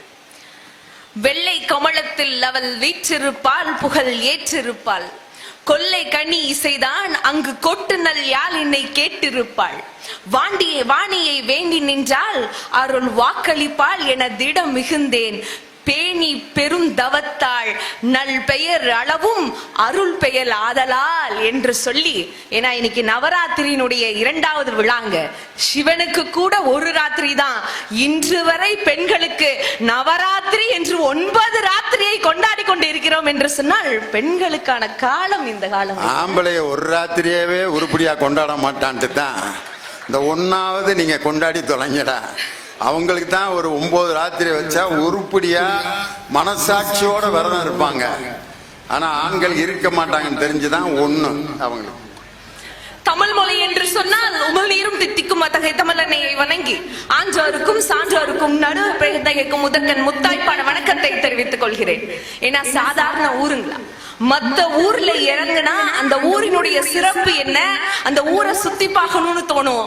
ஆனா இந்த விருதுநகர் மண்ணை தொட்டா மட்டும்தான் தொட்டு வணங்கணும்னு தோணும். ஏன்னா கல்வி கண் திறந்தவர் காமராசரா இருக்கிறான்னு எல்லாரும் சொல்றாங்க இல்லையா? அவர் எதற்காக கல்வி கண் திறந்தவர்ன்ற பட்டம் பெற்றார் தெரியுமா? நிறைய பள்ளிக்கூடங்களை திறந்ததுக்கு இல்ல, மூடி கிடந்த பள்ளிக்கூடங்களை கூட திறந்து எம் மாணவர்களை படிக்க வைத்த ஆக பெரும் தலைவராக கர்ம வீரர் விலகினார்னு சொன்னா அதற்காக தாங்க. ஐயா, இந்த ஊர் மக்கள் சாதாரண மக்களா? என்னதான் டிபார்ட்மெண்டல் ஸ்டோர் வந்தா கூட அண்ணாச்சி கடையில வாங்கி பலசரக்கு வீட்டுல அடுக்குனாதான் மனசு நிறைஞ்சிருக்குன்னு சொன்னா அத்தகைய மக்கள் எங்களுடைய விருதுநகர் மக்கள். உங்களை எல்லாம் வணங்கி எங்க விஜயகுமார் சாருக்கு என்ன பிரச்சனைனே தெரியலீங்க. என்ன தலைப்பு சொன்னோன்னு புரிஞ்சுதா இல்லன்னு தெரியல. இல்ல இந்த பாட்டுல என்ன சொற்குற்றம் கண்டீர்களா இல்ல பொருள் குற்றம் கண்டீர்களா மிஸ்டர் விஜயன் சார் அவர்களே சொல்லுங்க. இல்ல வாட்டர் பாக்கெட் மூஞ்சி, அது வாட்டமா இல்லைங்க, வாடாம இருக்கிற வாட்டர் பாக்கெட் மூஞ்சி. அதாங்க அந்த பாட்டினுடைய அந்த வரி. இதுல என்ன இருக்கு? ஓலக்கட்டாயில இருந்தா கூடி பஞ்சு முட்டாயை சாப்பிட்டு கணவன் மனைவி 2 பேர் ஒற்றுமையா இருக்கணும்னு கவிஞர் சொல்லியிருக்கிறார். அது மட்டும் கிடையாது, அந்த வாடாம இருக்கிற வாட்டர் பாக்கெட் மூஞ்சின்னு ஒரு வார்த்தை சொன்னாங்க இல்லைங்க, நீரின்றி அமையாத உலகுன்னு சொல்லி வள்ளுவர் சொல்லியிருக்கார். அப்போ பெண்ணின்றி அமையாத குடும்பம், இத 2ஐயும் இணைச்சு அந்த கவிஞர் எழுதுனதுல உங்களுக்கு என்ன பிரச்சனை? அம்மா, அந்த பாட்டை எழுதினவர் கூட இப்படி சிந்திச்சு எழுதியிருக்க மாட்டாருமா. இனியவா எழுதி கொடுத்தியாக்க. நான் நினைச்சேன் அப்பயே இவர் உட்காந்து எழுதிக்கிருக்கப்பயே சரி எழுதி ஏதாவது சொல்லிட்டாரு அங்க ஏன்னா இனியவன் கொடுக்க வேண்டிய விளக்கத்தை அவங்க கொடுக்குறாங்கன்னா அது எந்த பாட்டுக்கியா? நீரின்றி அமையாது உலகு, அதனால பெண் நீரை போன்றவள், அதனால்தான் வாட்டர் பாக்கெட் மூஞ்சி என்று ஒரு கவிஞன் எழுதி இருக்கிறான். ஆஹா, உண்மையில அந்த பாட்டை எழுதினவர் கண்டிப்பா உங்களுக்கு ஏதாவது ஒரு பாராட்டு பத்திரம் கொடுப்பாருமா. என்னைய காப்பாத்தினதே இந்த அம்மா தான். அப்படி உண்மையாலுமே அவருக்கு கோவம் தாங்க. செல்ஃபி புள்ள அவர் காலத்துல செல்ஃபி எடுக்க முடியல, அதனால எங்க முன்னாடி அந்த கோவத்தையும் காண்டையும் முழுசா மஞ்ச சட்டை போட்டு காமிச்சா நாங்கெல்லாம் பயந்துருவோம். அப்படியே வந்தோம்னா அப்படியே பட்ட பட்ட பட்ட பட்டன்னு நிறைய பெண்களுடைய சங்க காலத்துல இருந்த அந்த கவிதாயணிகளுடைய பேரையெல்லாம் சொன்னாரு. நான் விஜயகுமார் சாரை பார்த்து ஒண்ணு கேக்குறேன், இதெல்லாம் ஒரு சங்க காலத்துல நீங்க சொன்னீங்க, அதாவது ஒரு 2000 வருஷத்துக்கு முன்னாடி ஒரு 40 கவிதாயணிகள் இருந்தாங்க. நீங்க ஒரு 4-5 பேரை சொன்னீங்க. இடையில சார் அவங்கள காணாம போயிட்டாங்க. ஒரு 7ஆம் நூற்றாண்டுல காரைக்கால் அம்மையார் வந்தாங்க, 9ஆம் நூற்றாண்டுல ஆண்டாள் நாச்சியார் வந்தாங்க. அதுக்கப்புறம் பெண்கள் வெளியே வரவே இல்லை சார். எதனாலன்னா அவங்கள படிக்க கூடி வெளியே அனுப்பல. அவங்களுக்கும் கவிதை வராம இல்ல, வந்திருக்கும். ஆனா வீட்டு சூழ்நிலையினால அங்க இருந்த கஷ்டத்தினால அந்த அடுப்படையிலே அந்த கவிதையினுடைய திணுக்கையெல்லாம் போட்டு எரிச்சாங்கன்னு சொன்னா அந்த நிலைதான் உங்க காலத்துல இருந்துச்சு. ஆனா அதை மாத்தி மாட்டை அடித்து வசக்கி தொழுவனில் மாட்டும் வழக்கத்தை கொண்டு வந்தே வீட்டில் எம்மிடம் காட்ட வந்தால் அதை வெட்டி விட்டோம் என்று கும்மி அடின்னு என்னுடைய முண்டாசு கவிஞர் நின்னு சொன்னதுக்கு அப்புறம் தான் அத்தனை பெண்களும் வெளியவே வர ஆரம்பிச்சோம்னு சொன்னா இங்கதான் சார் இந்த பெண்களுக்கான இலக்கியமே தொடங்குது. இங்க அப்படியே பயங்கரமா பேசிட்டாங்க. அப்படியே பெண்கள் கிட்ட கொண்டு போய் வீட்டு கொடுங்க, குடும்பமா மாத்திடுவாங்க, சாமான சட்டியெல்லாம் கொடுங்க, நல்லா சமைச்சு கொடுப்பாங்க. எத்தனை காலத்துக்கு தான் எங்களை சமைக்கிற பொருளாவும் வீட்டை அலங்காரம் பண்ற பொருளாவும் வச்சுட்டே இருப்பீங்க? இல்ல நான் கேட்கிறேன், எங்க எதுகிரி அப்படிங்கிறவர் பாரதியாரினுடைய ஒரு எதிர் வீட்டுல இருந்த ஒரு பொண்ணு. அந்த பொண்ணு ஒரு பாரதியாரினுடைய நினைவுகள்னு சொல்லி அபாரமா ஒரு புத்தகம் எழுதியிருப்பாங்க. அதுல ஒரு சம்பவம் வருது. ஒரு சின்னதா சொல்லிருந்தேன். பாரதி அவர்கள் ரயில்ல டிராவல் செஞ்சு போயிட்டே இருக்காங்க. அப்போ ஒரு ஆணும் பெண்ணும் கணவனும் மனைவி உட்கார்ந்து இருக்காங்க. அந்த மனைவி அப்படியே முக்காடு போட்டு குமிஞ்சு தலை நிமிராம அப்படியே உட்கார்ந்துட்டு இருக்கு. அப்போ ஒரு ஸ்டேஷன்ல அந்த ட்ரெயின் நிக்குது. கணவர் தண்ணி பிடிக்கிறதுக்காக வெளியே போயிடுறாங்க. அப்பதான் அந்த பொண்ணு நிமிந்து பாரதியை பார்த்து, எங்க இருந்து வரீங்க, உங்களுக்கு எவ்வளவு குழந்தைங்க, உங்க மனைவி என்ன பண்றாங்க, இதெல்லாம் கேக்குது. கேட்டு முடிச்சதுக்கு அப்புறம் கணவன் திரும்பவும் ட்ரெயின்ல ஏறினதுக்கு அப்புறம் உடனே தலைய குமிச்சு உட்கார்ந்துருச்சு. இந்த சம்பவத்தை எதிரிட்ட சொல்லிட்டு பாரதி சொல்றாரா, கேட்கணும் தோணிச்சுல, அப்ப கேட்க வேண்டியது தானே, அது ஏன் இப்படி கேட்காம உட்கார்ந்துட்டு இருக்கணும்னு சொல்லும் போது எதுகிரி கேட்கிறா, அடிமைகள் தன் முன் பேசுவதை எஜமானர்கள் விரும்ப மாட்டார்கள் அல்லவா அப்படின்னு எதுகிரி சொன்னேன்னு அங்க பாரதி சொல்றார், பெண்கள் என்பவர்கள் அடிமைகள் கிடையாது எதுகிரி, ஆணுக்கு நிகராக வாழக்கூடிய வல்லமை படைத்தவர்கள் சொல்லி அப்ப எழுதுறாருங்க அவரு. புதுமை பெண்ணுக்கு அந்த கவிதைய நிமிர்ந்த நடை, நேர்கொண்ட பார்வை, நில உலகில் யாருக்கும் அஞ்சாத நெறிகளும்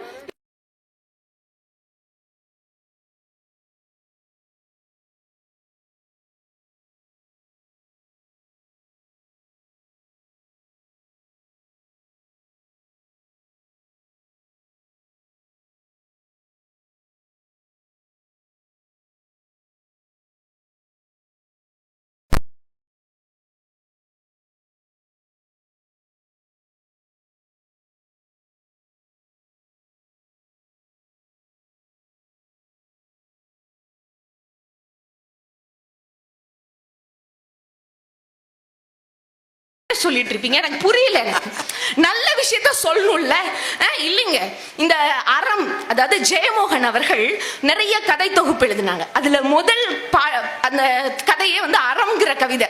ஒன்னும் பெரிய விஷயம் இல்ல. ஒரு எழுத்தாளர் ரொம்ப வறுமையில இருந்தாங்க. அவங்க ஒரு கதை புத்தகத்தை எழுதுறாங்க. அன்னைக்கெல்லாம் நாட்டுக்கு உழைத்த நல்லவர்கள் அப்படின்னு சொல்லி ஒரு 100 புத்தகத்தை வெளியிடணும். அதாவது மூணு நாளைக்கு ஒரு புத்தகமா. அவங்க வீட்டுல இருக்க கஷ்டத்தினால அந்த எழுத்தாளர் என்ன பண்றாங்க அப்படின்னு சொன்னா, அவ்வளவு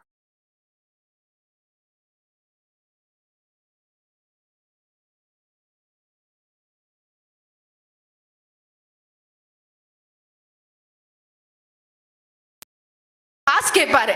அப்போ 3000 ரூபாய் அவருக்கு கொடுக்க வேண்டியது இருக்கும். உடனே பதிப்பாளர் யோசிப்பாரு, 3000 ரூபாய் எப்போ இது நடந்தது? 1950களில் நடந்தது. சுதந்திரம் அப்பதானே கிடைச்சு, அப்ப நடந்த விஷயம்.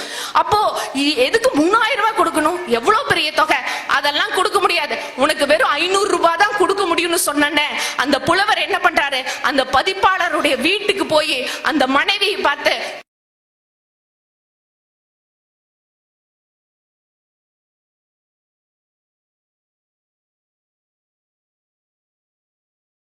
என்ன பண்ணாங்க, அப்படியே அந்த பதிப்பாளருடைய அந்த கம்பெனி அந்த இடத்துக்கு முன்னாடி வந்து நின்னு, சித்திரை மாச வெயிலுங்க, அந்த தார் ரோட்ல அந்த அம்மா உட்கார்ந்துருச்சு. அப்படி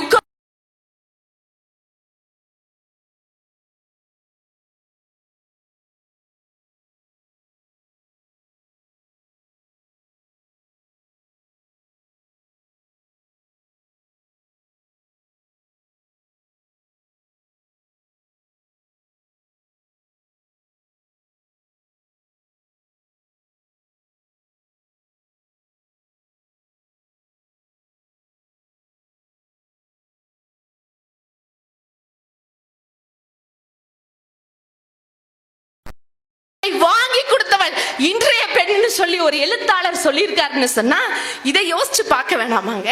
அப்புறம் வள்ளுவர் என்ன சொல்லியிருக்கார், எப்படி எல்லாம் பேசியிருக்காரு. ஆமாங்க, வள்ளுவர் கூடி ஐயா எங்களுக்கு ஒரு ஓரவஞ்சனை தான் பண்ணியிருக்கார்.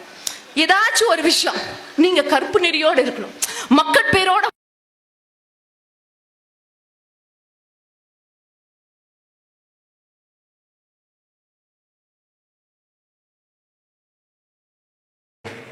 செந்தூர் அவர்கள் நினைவு பரிசு வழங்கி கௌரவித்துக் கொண்டிருக்கின்றார்கள்.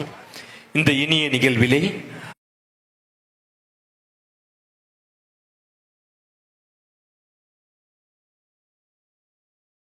ஓங்குதடி, மெச்சி உன்னை ஊரார் புகழ்ந்தால் என் மேனி சிலுக்குதடின்னு சொல்லி ஒரு தந்தை ஸ்தானத்திலிருந்து பாரதி அந்த பிள்ளைகளை கூப்பிட்டதுதான் இன்னைக்கான பெருமைன்னு சொன்னா அதை யோசிச்சு பார்க்கணுங்க. அதாவது நிறைவா ஒரு விஷயம் சொல்றேன். பாரதிதாசன் ஐயா இன்னைக்கு கல்யாணம் பண்ணி கொடுக்கிற பெண்களுக்கு இந்த 2 புத்தகம் கொடுத்தா போதும் ஐயா. ஒண்ணு இருண்ட வீடு, இன்னொன்னு குடும்ப விளக்கு. அந்த 2 புத்தகம் வாழ்க்கைனா என்னன்னு ஒரு குடும்ப தலைவிகளுக்கும்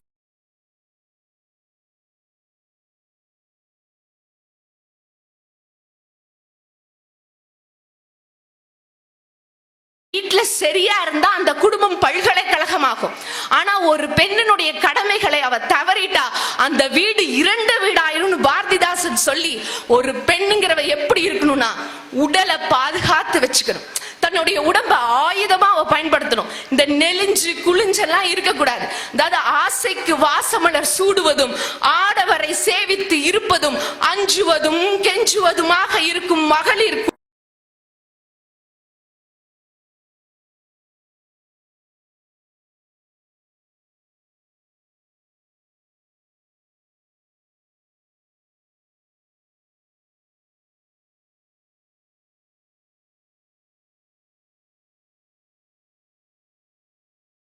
பெண் அரசியலை கைப்பற்றி ஆண்டாள் என்று சொன்னால் அந்த மாநிலத்தில் போர் இல்லை, சங்கடம் இல்லை அப்படின்னு சொல்லி பாரதிதாசனே சொல்லியிருக்காருன்னு சொன்னா நிறைவா தெய்வம் தொழாள், தொழுகளென தொழுவாள், மெய்யென பெய்யென பெய்யும் மழை அப்படின்ற ஒரு திருக்குறள் இருக்கு. இருக்கா?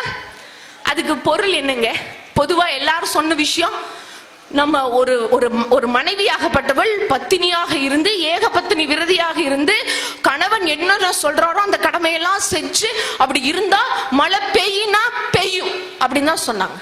ஆனா முத்தமிழறிஞர் கலைஞர் அவர்கள் தான் சொன்னாரு, ஒரு மனைவி அப்படிங்கிறவ கணவரை தன்னுடைய எஜமானனா நினைச்சு கடவுள் விட உயர்வா நினைச்சு அவ ஒரு கணவன் சொல்ற கட்டளையை எப்படி கட்டுப்படுவா அப்படின்னு சொன்னா பெய்யணும்னா மழை எப்படி பெய்யுமோ அந்த மாதிரி தன்னையே அடிமையா பாவிச்சு போய் வேலை செய்வா. அதை நீங்க செய்யாதீங்க. அதனாலதான் உங்களுக்கு இத்தனை நல்ல திட்டங்களை, உங்களுக்கு சொத்துல சம உரிமையில இருந்து பெண்களுக்கான முன்னுரிமையை முத்தமிழறிஞர் டாக்டர் கலைஞரையா கொண்டு வந்தார் அப்படின்னு சொன்னா அதை யோசிச்சு பார்க்கணுங்க. புறநானூற்றை பத்தி நீங்க சொல்லுவீங்க, அத பாடலா இயற்றி காமிச்சது எங்களுடைய கலைஞர் ஐயா அவர்கள் தான். அதான் சொல்லுவார் முத்துக்குமார் அவர்கள், மகளை பெற்ற அப்பாவிற்கு தான் தெரியும் முத்தம் காமத்தில் கலந்ததல்ல அப்படின்னு சொல்லி. அது எல்லாத்துக்கும் மேல தாமரை அப்படிங்கிற ஒரு பாடலாசிரியர், எத்தனையோ ஆண் பாடலாசிரியர்கள் இருந்தாலும் ஒரு ஆங்கில கலப்படம் கூட செய்யாமல் இன்று வரை கோலோச்சி நிக்கிறாங்கன்னு சொன்னா இன்றைய இலக்கியத்துக்கு இதெல்லாம் சான்றா விளங்கிட்டு இருக்குங்க. தான் சாண்டில்யன் சொன்னாரு, ஒரு ஆணினுடைய வைராகியம் அப்படிங்கிறது ஒரு ஓடை நீர் போல, அது போய்கிட்டே இருக்கும். ஒரு தடுப்பு வச்சீங்கன்னா அது திசை மாறி போயிடும். ஆனா ஒரு பெண்ணினுடைய வைராகியம் என்பது வைரக்கல்கர் போல, அதை உடைச்சு தூள் தூளா நீங்க போட்டீங்கனாலும் அது அந்த இடத்திலேயே தான் இருக்கும், திசை மாறி போகாது. ஆக உங்களுடைய அக்கால இலக்கியங்கள் என்ன சொல்லுச்சு? ஒரு பெண்ணுன்னா அப்படி நளினமா இருக்கணும், ஒரு பெண்ணுன்னா அமைதியா இருக்கணும், ஒரு பெண்ணுன்னா கணவனை நாடிதான் இருக்கணும் அப்படின்னு சொன்னது உங்க இலக்கியம். ஆனா ஒரு பெண் அந்த வீட்டை விட்டு வெளியே வந்து இந்த உலகத்தை பார்த்து நிமிர்ந்து நிக்கணும்னு சொன்னதே இக்கால இலக்கியங்கள் தான் என்று சொன்னால், ஒரு பெண்ணை ஒரு பெண்ணாக மதிக்க வைத்து அவங்களுடைய பெருமைகளை உலகிற்கு காட்டியது இக்கால இலக்கியங்களே என்பதை ஆணித்தரமாக கூறி வாய்ப்பளித்த அனைத்து நல்ல நெஞ்சங்களுக்கும் நன்றி பாராட்டிடம் அமர்கிறேன். வாழ்க்கொளமுடன். நாகநந்தினி ரொம்ப அற்புதமா பேசினாங்க. ஒரு காலத்துல பெண்கள் எப்படி இருக்கணும்னா குனிஞ்சதில் நிம்மராம நடந்து போகணும். அந்த பாப்பா ரொம்ப அமைதியா இருக்கான், அடக்க ஒடுக்கமான பிள்ளை, குனிஞ்சதில் நிம்மராம வரும் ரோட்ல. இந்த விருதுநகர் மெயின் ரோட்ல ஒரு பிள்ளை குனிஞ்சதில் நிம்மராம நடு ரோட்ல போச்சுன்னா லாரியில் அடிபடிச்சாக வேண்டியதுதான். ஒரு காலத்துல குனிஞ்சதில் நிம்மராம நடப்பது பெண்ணினுடைய இயல்புன்னு இருந்துச்சு. படிதாண்டா பத்தினி பேர் வச்சிருக்கான் பாருங்க, வீட்டு படியை தாண்டக்கூடாதான். அப்பன்னா என்ன அர்த்தம்னா வீட்டுக்குள்ளேயே வச்சிருந்திருக்கான். இதை பார்த்துதான் பாரதி சொன்னான், வீட்டுக்குள்ளே பெண்ணை பூட்டி வைத்தோம் என்ற விந்தை மனிதர் தலை கவிழ்ந்தார், ஏட்டையும் பெண்கள் தொடுவதில்லை என்று எண்ணி இருந்தவர் மாய்ந்து விட்டார்னா. வீட்டுக்குள்ளேயே இருக்கணும், படியை தாண்டக்கூடாது. படியை தாண்டாம இருந்திருந்தா இன்னைக்கு மேடம் வந்து எக்ஸிக்யூட்டிவ் இன்ஜினியர் ஆயிருப்பாங்களா? இன்னைக்கு இப்ப 26 மாவட்டங்களில் பெண்கள் மாவட்ட ஆட்சித்தலைவர்களாக தமிழகத்தில் இருக்காங்களே. இந்தியாவில் வேற எந்த மாநிலத்திலையும் 38 மாவட்டத்தில் 26 மாவட்டத்தில் பெண்கள் ஆட்சித்தலைவர். படி தாண்டாமல் இருந்திருந்தா என்ன ஆயிருக்கும்? அன்னைக்கெல்லாம் நம்மளுக்கு 1ஆம் கிளாஸ்ல என்ன பாட்டியா சொல்லி கொடுத்தாங்க? தோசை அம்மா தோசை, அம்மா சுட்ட தோசை. ஏன் அப்பா சுடக்கூடாதா? அப்பயே பதிய வச்சுட்டான், தோசை அம்மா தான் சுடணும். தோசை அம்மா தோசை, அம்மா சுட்ட தோசை. அது எப்படி சுடுறான்ட்டு காம்போசிஷன் வேற. அரிசி மாவும் உளுந்த மாவும் கலந்து சுட்ட தோசை, சொய் சொய் என்று நெய் ஊற்றி சுட்டெடுத்த தோசை. பங்கு எப்படி பிரிக்கிறாங்க பாருங்க. அப்பாவுக்கு 4, அம்மாவுக்கு 3, அண்ணனுக்கு 2, பாப்பாவுக்கு 1. எவ்வளவு திமிர் இருந்தா இப்படி பிரிச்சிருப்பேன். ஏடா, அப்பாவுக்கு 4ங்கிறது யாருக்கு எவ்வளவு தேவைப்படுதோ கொடுத்துருப்பா. வீட்டுல சும்மாவே உட்கார்ந்துருக்க அப்பா 4 திங்கணுமா? மாவை ஆட்டி கஷ்டப்பட்டு தோசைக்கல் அது எப்படி இருக்குன்னு பதமா சுட்டு சட்னி 3 வகை சட்னி ஆக்கி கொண்டு வர்ற அம்மாவுக்கு 3, வெளியில கிரிக்கெட் விளையாண்டு வர்ற அந்த பயலுக்கு 2, அந்த அம்மாவுக்கு ஒத்தாசையா வேலை செய்யற பாப்பாவுக்கு 1. ஏமண்டா இதை பிரிச்சு கொடுத்தது? இந்த பாக பிரிவினா யார் பண்ணது? அப்ப அன்னைக்கே பெண்களுக்கு தோசையிலேயே இவ்வளவு பாரபட்சம் காட்டியிருக்கானே, இவனை சும்மா விடலாமா? தோசை ஆம்பளைகளுக்கு சுடவா தெரியாது? நீங்க ஹோட்டல்களில் போய் பாருங்க, உள்ளுக்க கிச்சன்ல போய் பாருங்களேன், ஆம்பளை தான் தோசை மாஸ்டர். ஒரு விளக்கமாறு ஒன்று வச்சிருப்பாங்க, எண்ணெய் விளக்கமாத்துல எண்ணெய் தொட்டு சுடுறது ஆம்பளை மட்டும்தான். அப்படி சுட்டு தத்தன்னு இவ்வளவு பெரிய கல் ஒரே நேரத்தில் 6 ஸ்பெஷல் போடுவான் பாருங்க. ராக்கெட் ரவா, 1 கரண்டி மாவல்லி இந்த அப்படி சுருட்டி எடுத்து அப்படியே ராக்கெட் ரவா பொன் நிறத்துல இருக்கான். ஆனா அப்படி ஹோட்டல்ல சுடுற அந்த ஆளு வீட்டுக்கு வந்த தோசை ஊத்துரு, அங்க ஊத்துனீல இங்க வந்து ஊத்துனா என்ன? அதுதான் ஆம்பளை மப்புங்கிறது. நான் வேலைக்கு அங்க தோசை சுடுவேண்டி, இங்க வந்து நான் சுட்டா என் மரியாதை என்ன ஆகுறது? காரணம் என்னன்னா தோசையம்மா தோசை. அன்னைக்கு 1ஆம் கிளாஸ்ல அப்படி நடத்தினது அம்மா தான் தோசை சொன்ன பதிய வச்சானா. இதை மாத்தணுமியா அப்படின்றாங்க. யாரு? நாகநந்தினி. இல்லை, அன்றைய இலக்கியம் தான் அப்படின்னு பேசுறதுக்கு வாங்க திருமதி இந்திரா ஜெயச்சந்திரன் வாங்க. ஏன் அந்த மைக்கை தூக்கி ஓரத்தில் வச்சுட்டீங்க உங்க அணியில? கேமரா. அப்போ கேமரா கவர் ஆகலையா? நான் ஏதோ அன்றைய இலக்கியத்துக்கு மைக்கு கூட ஒத்து வரலையாக்குன்னு நினைச்சேன் நான். அது கூட கோச்சுக்கிருச்சு. ஊருக்கு நல்லது சொல்வேன், எனக்கு உண்மை தெரிந்தது சொல்வேன், சீர்க்கெல்லாம் முதலாகும் ஒரு தெய்வம் துணை செய்ய வேண்டும். அருமையாக விருதுநகர் மண்ணிலே, குறிப்பாக சொந்த மண்ணிலே நின்று பேசுகின்ற பொழுது மிகப்பெரிய மகிழ்வும் நிறைவும் பெருமையும் இருக்கிறது என்பதை இந்த தருணத்திலே உங்களிடத்திலே தெரிவித்து, விருதுநகர் சொந்த ஊர்ல பேசுறது மட்டும் இல்ல, சொந்த ஊர்ல கைதட்டு வாங்குறது எவ்வளவு கஷ்டம் தெரியுமா? எனக்கெல்லாம் திண்டுக்கல்ல தட்டவே மாட்டாங்க. நம்ம லியோனி தானே போயா. நேற்று முந்தா நாள் தான் பார்த்தேன், லியோனி இங்கிட்டு தான் நின்றுட்டு டீ குடிச்சுக்கிட்டு இருந்தாரு. அசால்ட்டா நினைப்பாங்க. ஆனா நீங்க உங்க மாவட்டத்திலே உங்க ரசிகர்கள்ட்ட கைதட்டு வாங்குறீங்கன்னா இந்திரா இஸ் கிரேட். நன்றி நடுவர்களே. பெருந்தலைவர் காமராசரும் சற்று முன் நம்மளுடைய பட்டிமன்றத்துக்கு முன்பாக பேசி சென்ற ஆக சிறந்த எழுத்தாளர் எஸ்ரா போன்றவர்களும் இருக்கக்கூடிய இந்த இடத்திலே நானும் இருக்கிறேன் என்ற மகிழ்வை நான் அவ்வாறு பதிவு செய்தேன். பார்வையாளராக இருக்கக்கூடிய அத்தனை பெருமக்களுக்கும், அருமையான இந்த பட்டிமன்றத்தினை மிகச் சிறப்பாக நடாத்தி கொண்டிருக்கக்கூடிய நடுவர் உள்ளிட்ட அறிஞர் பெருமக்களுக்கும் என்னுடைய வணக்கங்களையும் வாழ்த்துக்களையும் தெரிவித்துக் கொள்கிறேன். நடுவர் அவர்களே, ரொம்ப ஒரு நுணுக்கமான ஒரு கேள்வி. பெண்களை பெருமைப்படுத்துவது என்பது ஒரு ஒரு செய்தியாக நம்ம பெருமைப்படுத்துறதுன்னா என்னது? ஒண்ணு. ரெண்டாவது, பெருமைப்படுத்துவது யார் என்று கேட்கவில்லை. தனி மனிதனா, குடும்பமா, சமூகமா என்ற கேள்வி இல்லை. இலக்கியங்கள் பெண்களை எப்படி பெருமைப்படுத்துகிறதுன்ற கேள்வி. அதுக்கப்புறம் தான் அது அன்னைக்கா இன்னைக்காங்கிறது பிரச்சனை. சோ இப்ப இந்த புரிதல் உங்களுக்கு இல்லையோ என்பது எனக்கு மிகப்பெரிய வருத்தமாக இருக்கிறது. ஒரு பெண்ணுக்கான பெருமையாக எது இருக்க முடியும்? அவள் அழகா, அவள் உடையா, எல்லோரும் சொல்லுவது போல பொறுமையிலே பூமாதேவின்னு தூக்கி போட்டு மிதிச்சாலும் அழுகாம கம்மன் இருக்கிறதா? இதெல்லாம் பெருமைன்னு நீங்க லிஸ்ட் அவுட் பண்றீங்களா? இல்ல. இதெல்லாம் ஒரு பெண்ணுக்கான பெருமையாக நான் பார்க்கவில்லை. ஒரு பெண்ணுக்கான பெருமை என்ன தெரியுமா? பின்னிலை அனுமானிக்க கூடிய அறிவு கூர்மை, எதையும் தாங்கும் மனநிலை, எதையும் செய்யும் மன துணிவு, அறிவு தாண்டிய ஞான நிலை, தியாக மனப்பான்மை, இவைதான் ஒரு பெண்ணுக்கு பெருமை தரக்கூடிய விஷயங்களாக இருக்க முடியும். இந்த பெருமை தரக்கூடிய விஷயங்களை பேசுவது யார்? இலக்கியம் என்றால் சாதாரணமானதல்ல. பண்பட்ட உள்ளமும் பழுத்த அறிவும் கொண்டவர்களால் எழுதி வைக்கப்பட்ட பதிவுகள் தான் புத்தகங்கள். பேசும்போது எஸ்ராயா சொன்னாங்களே, மரமும் மரமும் என்று ஆட்சித்தலைவர் இந்த 3வது புத்தக கண்காட்சிக்கு கரு கொடுத்திருக்கிறார் என்று. மரங்கள் காகிதங்களாகி அங்கே புத்தகங்களாக இருக்கிறது. இன்னும் மரம் என்று சொல்லக்கூடிய இயற்கை ரெண்டையும் கனெக்ட் பண்ணி எப்படி நம்ம கொண்டு போகணுங்கிற விஷயம் இருக்குது பாத்தீங்களா? அதுதான் இலக்கியம். அந்த இலக்கியத்துக்கு ஒரு நோக்கம் இருக்க வேண்டும். அது உயர்ந்ததாக இருக்க வேண்டும். அது அன்று இருந்ததா இன்று இருந்ததா என்பதுதான் கேள்வி.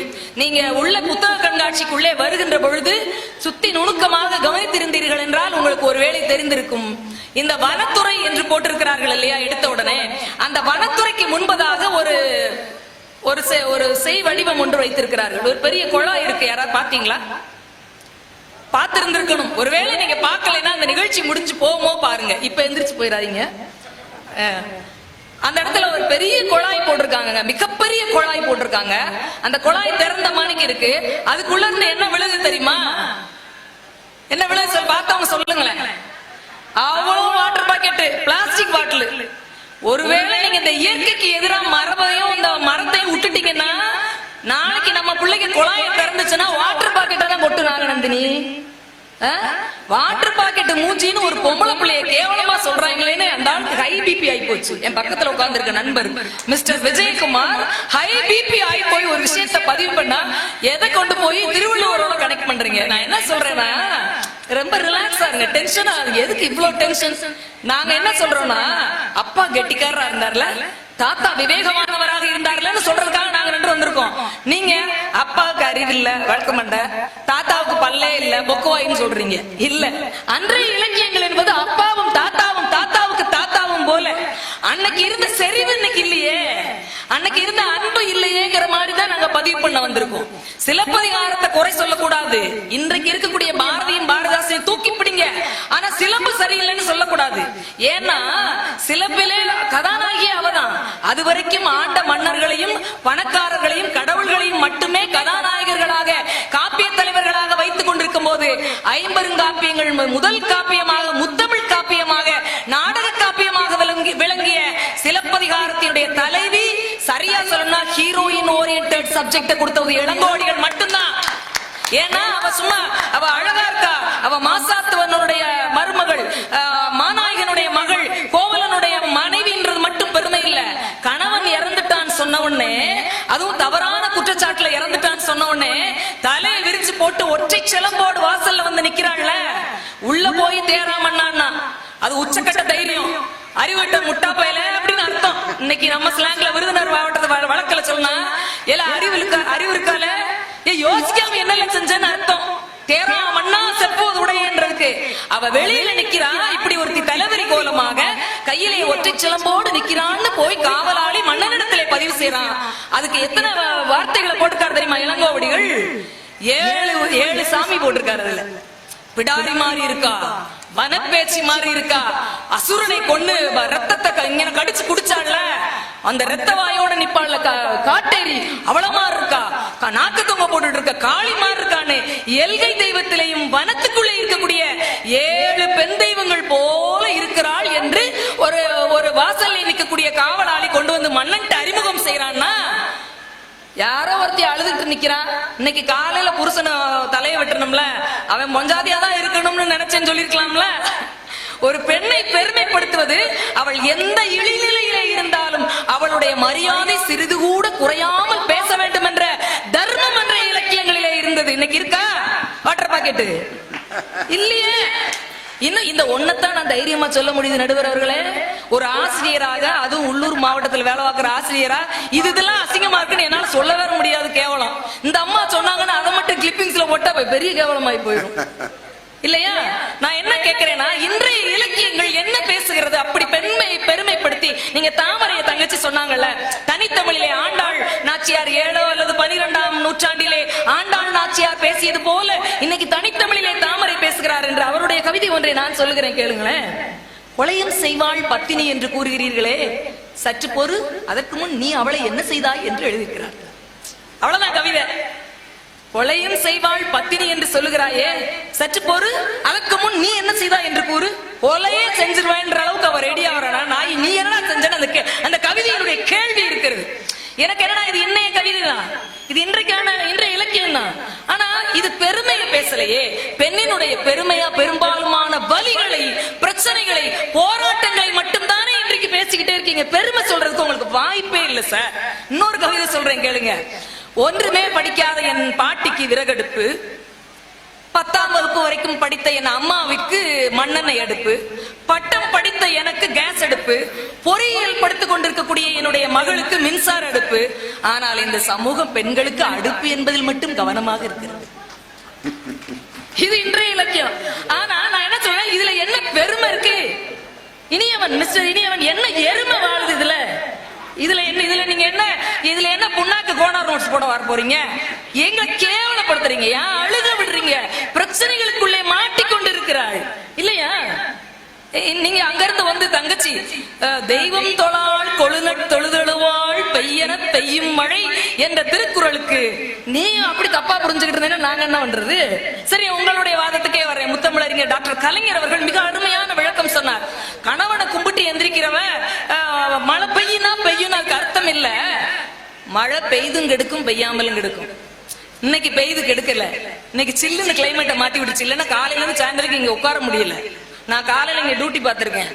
கரிசல் இலக்கிய எழுத்தாளர்களுக்கு பற்றிய புத்தக குறிப்புக்கு மாணவர்களுக்கு நடுவராக இருந்தேன். அவ்வளவு அழுமை. ஒரு கிட்டத்தட்ட ஒரு 40 பேர் அந்த போட்டியிலே பங்கெடுத்துக் கொண்டார்கள். நான் 40 இலக்கியத்தை 40 நூல்களை படித்த ஒரு நிறைவுக்குள்ளான இன்னைக்கு அங்காடி பற்றி எழுதின அந்த நூல் முதல் பரிசை பற்றி சென்றது. பூமணி எழுதிய அந்த கரிசல் இலக்கியம். காலையில் இருந்த இருப்புக்கும் இப்ப இருந்ததுக்கும் பெய்தும் கெடுக்கும் பெய்யாமலும் கெடுக்கும் இல்லையா? அந்த மழை போல வேணும்னா பெய்யணும், வேண்டாம்னா நின்னுக்கிறோம்னு சொன்னா எப்படி சந்தோஷமா இருக்கும்? அது போன்றவள் பெண் என்று அருமையான விளக்கத்தை கலைஞர் அவர்கள் தந்திருக்கிறார்கள். நான் என்ன சொல்றேன், சட்டியில இருந்தாலும் அகப்பையில வரும். எங்க கிட்ட இருந்தாலும் எடுத்தீங்க. இந்த பெருமை எங்க இருந்து வந்தது? ஒக்கூர் மாசாத்தியார் என்ற ஒரு பெண்பாட் புலவர் இருந்தால், அவர்கிட்ட போய் சொல்றாங்க, உன் பையன் புறமுது காட்டி ஓடிட்டான், முதுகுல குத்துப்பட்டு செத்து போயிட்டான் அப்படின்னு சொல்லி. உடனே அவன் வாள் எடுத்துட்டு போனான். அவனை ஒருவேளை அவன் புறமுதுகு காட்டி இறந்திருப்பான் என்று சொன்னால் அவனுக்கு பால் கொடுத்த மார்பை அரித்தருவேன் கிளம்பி போறா. அதை டாக்டர் கலைஞர் அவர்கள் பிரமாதமா 4 பக்கம் எழுதிப்பார், போய் வாசி. தள்ளாடும் வயதிலே பொல்லாத புலியன புறப்பட்டு போனாள்னு பாடல் ஆரம்பிக்கும். முடியுது எப்படி முடியும் தெரியுமா? அவ பரட்டி பரட்டி பாப்பா, புறமுது இல்ல, மார்பிலே காயம் பட்டு தன் மகன் இறந்திருப்பான் என்பதை கண்டுபிடிச்சிருவார். அப்ப முடிப்பார் கலைஞரு, வாழ் இங்கே, அவன் நாக்கு எங்கே அப்படின்னு சொன்ன. தப்பா சொன்னவன் நாக்கு அறுக்கிறதுக்கு விரும்புறான் ரிட்டர்ன். இது யார் தெரியுமா? இது இன்றைய இலக்கியம் இல்ல, அன்றைய இலக்கியம். புளி பழசு, நீ கரைச்ச ரசம் வச்சுக்க, அதையும் ருசியா வைக்க தெரியணும்ல. ஏங்க, நீங்க இன்றைக்கு இருக்கக்கூடிய இழிவு நிலைகளை எழுதுறீங்க. பெண்ணின் பெருமையாக எதையாவது வந்து இங்க பதிவு செய்யுங்க சார். அண்ணன் சொன்னாங்க, ஒரு ப்ரோமோ ஓடிக்கிட்டு இருக்கு, வேதனையா சொல்லல, சந்தோஷமா சொன்னேன். அது வேற எங்க மருமையான மகளும் முன்னாடி வந்திருக்காங்க. அத்தை வேதனையில சொன்ன எங்க மருமையை திருமண ஏற்பாட்டுக்காக சில விஷயங்களை பண்ணிட்டு இருந்தோம். அப்ப பிள்ளைங்க தான் நிறைய விதவிதமா யோசிக்கிறாங்கல்ல.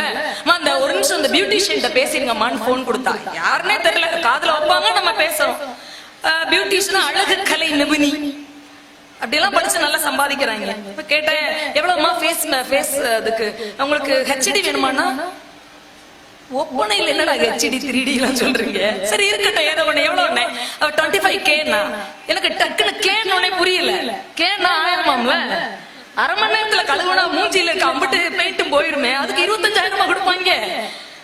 25,000 நான் உடனே அந்த பக்கம் அந்த பேசின பொண்ணு சொன்னா பியூட்டிஷியன், ஆண்டி நீங்க யாருன்னு. வெத்த பிள்ளையே பாதி நேரம் என்னை ஆண்டின்னு தான் கூப்பிடுறாங்க. தப்பா நினைச்சுக்கிறாங்க. ஏதாவது புரியல என்னடான்னு கேட்டோம்னா பூமர் ஆண்டி மாதிரி பேசாத அப்படிங்குது. பெண்களுக்கு பேர் வைக்குதுங்க பிள்ளைங்க. ஆனா சொன்னா அப்ப உன்னோட அம்மா அம்மா அப்படின்னு.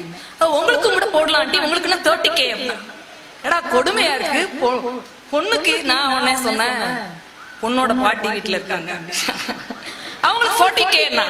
நாங்க என்னங்க கொஞ்சமா அர்த்தம் பொருத்தமா பேசுங்க. கல்யாண பொண்ணுக்கு 25,000, பொண்ணோட அம்மாவுக்கு 30,000, பாட்டிக்கு நாம குழி நிறைய இருக்குல்ல, நிரப்பணும்ல, நாளே பார்க்கலாம்.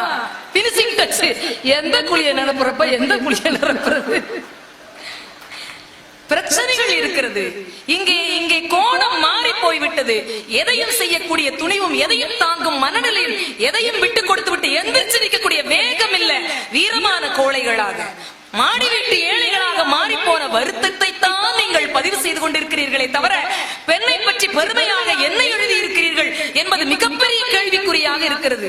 மணிமேகலையாக இருக்கட்டும், சிலப்பதிகாரமாக இருக்கட்டும், ஒக்கூர் மாசாதியார் போன்ற பெரும்புலவர்களாக இருக்கட்டும், எங்களுடைய அணித்தலைவர் அழகா தொட்டு காமிச்சிட்டு போனாரு. அவைன்னா நீங்க ஒரு அவை இல்லைங்க. இப்ப மாரியம்மா காளியம்மான் எங்கன வந்தாலும் பேர் வைக்கிற மாதிரி அன்று பல அவைகள் இருந்தார்கள். புறநானூற்றிலே இருந்த அவை வேற. அவ யார் தெரியுமா? அதியமானுடைய தோழி. அவ யுவதி. அவ அழகா ஒரு கேள்வி. அந்த சினிமா திரைப்படத்துல ஒரு வசனம் வரும், நான் யாருன்னு எனக்கு உனக்கு தெரியும், நீ யாருன்னு எனக்கு தெரியும், நம்ம யாருன்னு 2 பேர் யாருன்னு இந்த ஊருக்கே தெரியும்னு. அது எங்க இருக்கு தெரியுமா? அது புறநானூற்றுல இருக்கு.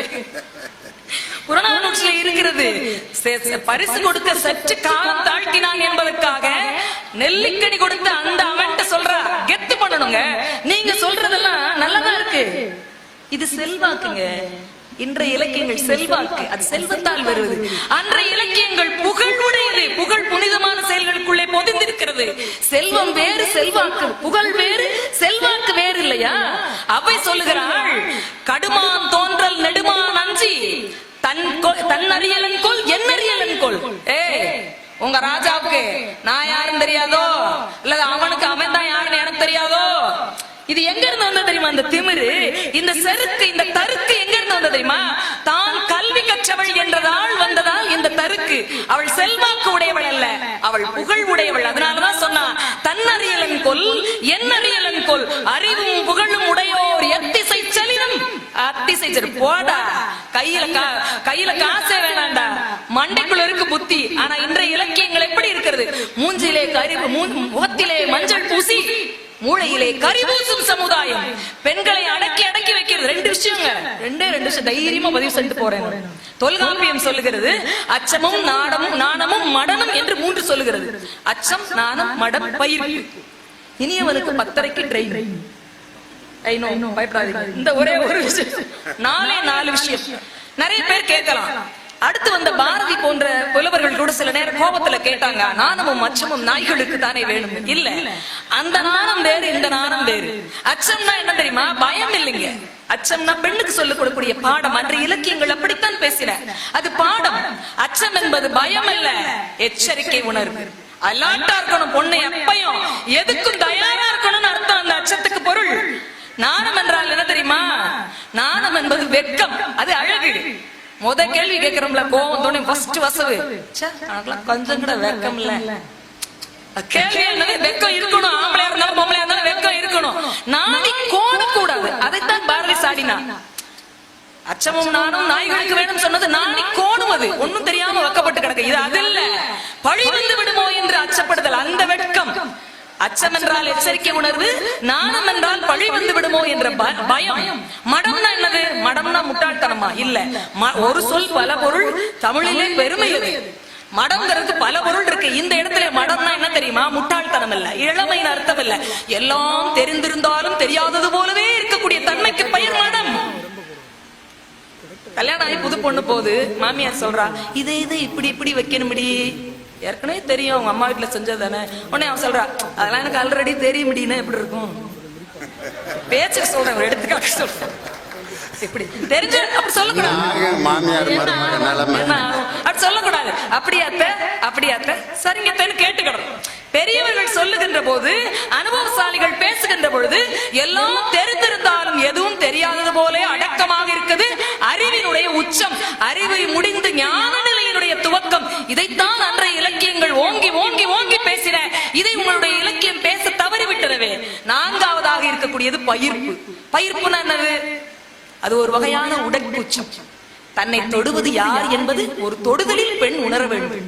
அப்படித்தான் அவர் வளர்க்கப்பட வேண்டும். அதான் அண்ணன் சொன்னார் பாத்தீங்களா, குறுந்தொகை பாடல்களிலே பிறந்த வீட்டினுடைய பெருமையை கொண்டு போய் புகுந்த வீட்டிலும், புகுந்த வீட்டு பெருமைகளை பிறந்த வீட்டிலும் பெண் பேசாமல் இருப்பது அவள் பெருமைகளிலே ஒன்று.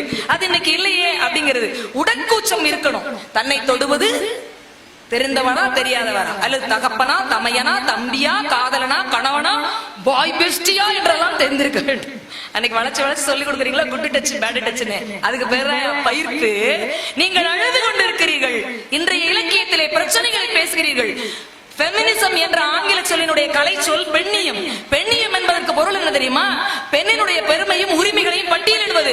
ஆனால் பெமினிசம் என்றாலே பிரச்சனைகளை பேசுவது, போராடுவது, மல்லு கட்டுவது என்றுதானே நினைத்துக் கொண்டிருக்கிறீர்கள். இதுதான் இன்றைய இலக்கியத்துக்கும் அன்றைய இலக்கியத்துக்கும் உள்ள வேறுபாடாக இருக்கிறது. அது தாய் வழி சமூகமாக இருந்தது, அது கட்டியாளக்கூடியதாக இருந்தது, கட்டி அணைத்து வழிநடத்தக்கூடியதாக இருந்தது. இங்கே அப்படி இல்லையே என்ற வருத்தம் இருக்கிறது. இந்த வருத்தத்தை பதிவு செய்ய விருதுநகர் புத்தக கண்காட்சிக்கு வாய்ப்பளித்த அத்தனை நல்ல உள்ளங்களுக்கும் நன்றி பாராட்டி விடைபெறுகிறேன். நன்றி, வணக்கம். இந்திராவுக்கு இன்னும் கொஞ்சம் நேரம் கொடுத்து பேச வைக்கணும்னு ஆசைதான். இருந்தாலும் நேரம் ஆகுது, திரும்ப மழை வந்துருமோன்னு எல்லாத்துக்கும் ஒரு பயம். வெளியே ஒருத்தர் எட்டி பார்த்துக்கிட்டே இருக்காரு. திரும்ப ஏதாவது தூரிடுச்சுன்னா இந்த ஆள் பேச்ச கேட்கிறேன்ட்டு நனைஞ்சுக்கிட்டு வேற போறதா அப்படின்னு அருமையா பேசினாங்க. இன்னைக்கு சிலப்பதிகாரத்தை பத்தி என்ன ஒரு அற்புதமான கருத்து சொன்னாங்க பாருங்க. கதாநாயகன்களுக்கு என்றே காப்பியங்கள் அமைக்கப்பட்ட காலத்தில் கதாநாயகியை மையமாக வைத்து எழுதப்பட்ட குடிமக்கள் காப்பியம் சிலப்பதிகாரம். அதுல ஹீரோயின் யாருன்னா கண்ணகி தான். எப்படிப்பட்ட அடே அப்பா, திரௌபதிக்கு எங்கேயாவது செலவு வச்சிருக்காங்களா? சீதைக்கு கற்பு கடம்பூண்ட கண்ணைய கற்பு கடம்பூண்ட ஒரு பெண். சீதைக்கு எங்கேயும் சிலை இல்லை. ஆனா மெரினா பீச்ல கண்ணகிக்கு சிலை இருக்கிறது என்று சொன்னால் அன்றே பெண்கள் மன்னனை எதிர்த்து நீதி கேட்கின்ற அளவிற்கு துணிச்சலாக இருந்திருக்கிறார்கள். இதுக்கு என்ன பதில் சொல்ல போறாருன்னு தெரியல. வாங்க கவிஞர் இனியவன், இதுக்கு முதல்ல பதில் சொல்ல, அப்புறம் மலம பித்தாத்தையெல்லாம் அப்புறம் பார்த்துக்கலாம். நடுவர் உள்ளிட்ட அவைக்கினுடைய பணிவான வணக்கங்கள். உலகத்தினுடைய மற்ற எந்த மொழிக்கும் இல்லாத சிறப்பு தமிழ் மொழிக்கு உண்டு. ஏனென்று சொன்னால் தமிழ் மொழி எப்பொழுதுமே தன்னுடைய விமர்சனங்களை, தன் மீது வைக்கின்ற விமர்சனங்களை ஏற்றுக்கொண்டு மறுபரிசீலனை செய்து கொள்ளக்கூடிய மொழி உலகத்திலே தமிழ் மொழியை தவிர வேறு எந்த மொழியும் இல்லை. அதற்கு ஒரு உதாரணம் நான் சொல்கிறேன். பேரறிஞர் பெருந்தகை அண்ணா அவர்கள் கம்பராமாயணத்தை எரிக்க வேண்டும் என்று சொல்கிறார். நீங்கள் யோசித்து பாருங்கள். ஏன் சொன்னார் என்றால் கம்பராமாயணத்தை அவர் கிழிச்சு தொங்க விட்டார். எதிர்த்து வாதிட்டவர் பாரதி, சோமசுந்தர பாரதி அவர்கள் அதை ஆதரிக்கிறார். ஆனால் பேரறிஞர் பெருந்தகை அண்ணா தான் கம்பராமாயணத்தில் எனக்கு உடன்பாடு இல்லை, ஆனால் கம்பனுடைய கவிதை எனக்கு பிடிக்கும் என்று கம்பனுக்கு சிலை வைத்தார் அண்ணா. இந்த தமிழன் எப்போதும் வித்தியாசமானவன். ஏன் நான் திரும்பவும் சொல்கின்றேன், நாங்கள் எதிரி இல்லை. ஆரம்பத்தில் இருந்து நீங்கள் பேசுகின்றீர்கள் அல்லவா, பழைய இலக்கியங்கள் எல்லாம் ரொம்ப புனிதமானவை, அவர்கள் பெண்மையை பெருமை பேசியது. இன்றைக்கு உலகம் முழுக்க பைபிளுக்கு அடுத்தபடியாக மொழிபெயர்க்கப்பட்ட நூல் திருக்குறள். ஆனால் அந்த திருக்குறளை மதுரை தமிழ் சங்கம் ஏற்கவில்லை, ஞாபகத்தில் வச்சுக்க. இப்போது என்னுடைய கேள்வி, அன்றைய காலத்திலே திருவள்ளுவர் அந்த குறளை கொண்டு போய் சமர்ப்பிக்கின்ற பொழுது செல்லாது என்று புறக்கணிக்கப்பட்ட நூல் ஒரு காலத்தில் ஏற்றுக்கொள்ளப்படுகிறது என்று சொன்னால், எங்களுடைய இலக்கியங்கள் இன்னும் 100 ஆண்டு காலம் கழித்து இந்த சமூகத்தால் ஏற்றுக்கொள்ளப்படும். மறந்து விடாதீர்கள். நீங்க என்ன பண்றீங்க தெரியுங்களா? உங்களுடைய இலக்கியங்களை தூக்கி பிடிக்க வேண்டும் என்ற ஒற்றை காரணத்திற்காக, உங்களுக்கு தெரியவில்லை என்ற ஒரு காரணத்திற்காக இன்று இலக்கியங்களை கண்ட மேனிக்கு நீங்க பேசுறீங்க. நான் கேட்கிறேன், வள்ளுவரை ஔவை மட்டும் தூக்கி பிடிக்கவில்லை என்று சொன்னால் திருக்குறள் கிடையாது. இன்னும் சொல்ல போனால் கே.பி. சுந்தராம்பாள் மட்டும் இல்லை என்று சொன்னால் ஔவையாரே எங்களுக்கு யாருன்னு தெரிஞ்சிருக்காரு. சிவாஜி கணேசன் திருவிளையாடல்ல நடிக்கலன்னா சிவபெருமான் இவ்வளவு அருமையா தமிழ் பேசியிருப்பாருன்னு யாருக்குமே தெரிஞ்சிருக்காரு. உண்மையில அவர் தான் சிவபெருமான் இப்படிலாம் பேசியிருப்பாரு அப்படின்னு சிவபெருமான் என்ற கேரக்டரை உயிரோடு கொண்டு வந்த ஒரு நடிகர் திலகம் சிவாஜி கணேசன் தான். சார், அறம் பற்றி வள்ளுவன் அறத்துப்பால்ல கிட்டத்தட்ட ஒரு 300 குறள் எழுதுறாருங்க. தர்ம செய்யணும்னு ஒரு 100 குறளுக்கு மேல எழுதுறாரு. ஆனால் எனக்கு வியப்பாகவே இல்லை, எனக்கு வள்ளுவனை வியப்படைய வைக்கவே இல்லை. எல்லாவற்றையும் தாண்டி அந்த கிழவி 3 சொல்களை மொத்தத்தையும் சொல்லுகிறார். அறம் செய்ய விரும்பு என்று சொல்லுகிறார். ஞாபகத்தை வச்சுங்க. நான் வருத்தத்தோடு பதிவு செய்கின்றேன், இந்த உலகம் வள்ளுவனை கொண்டாடியது போல் ஏன் ஔவையை கொண்டாடவில்லை? நீங்கள் எல்லாம் பெண் இலக்கியவாதிகளை, பெண்களை தூக்கி பிடித்த சமூகமா? என்னவோ வந்ததுல இருந்து அவரு கம்பன் அனுமன் பாடினானே, நான் திருப்பி கேட்கிறேன், யார் பொண்டாட்டிய பாடணும்? புருஷன் தானே பாடணும். கம்பராமாயணத்துல எங்கேயாவது தான் பொண்டாட்டி அழகுன்னு சொல்லிட்டு ராமன் சொன்னானா? சொல்லவே இல்லை.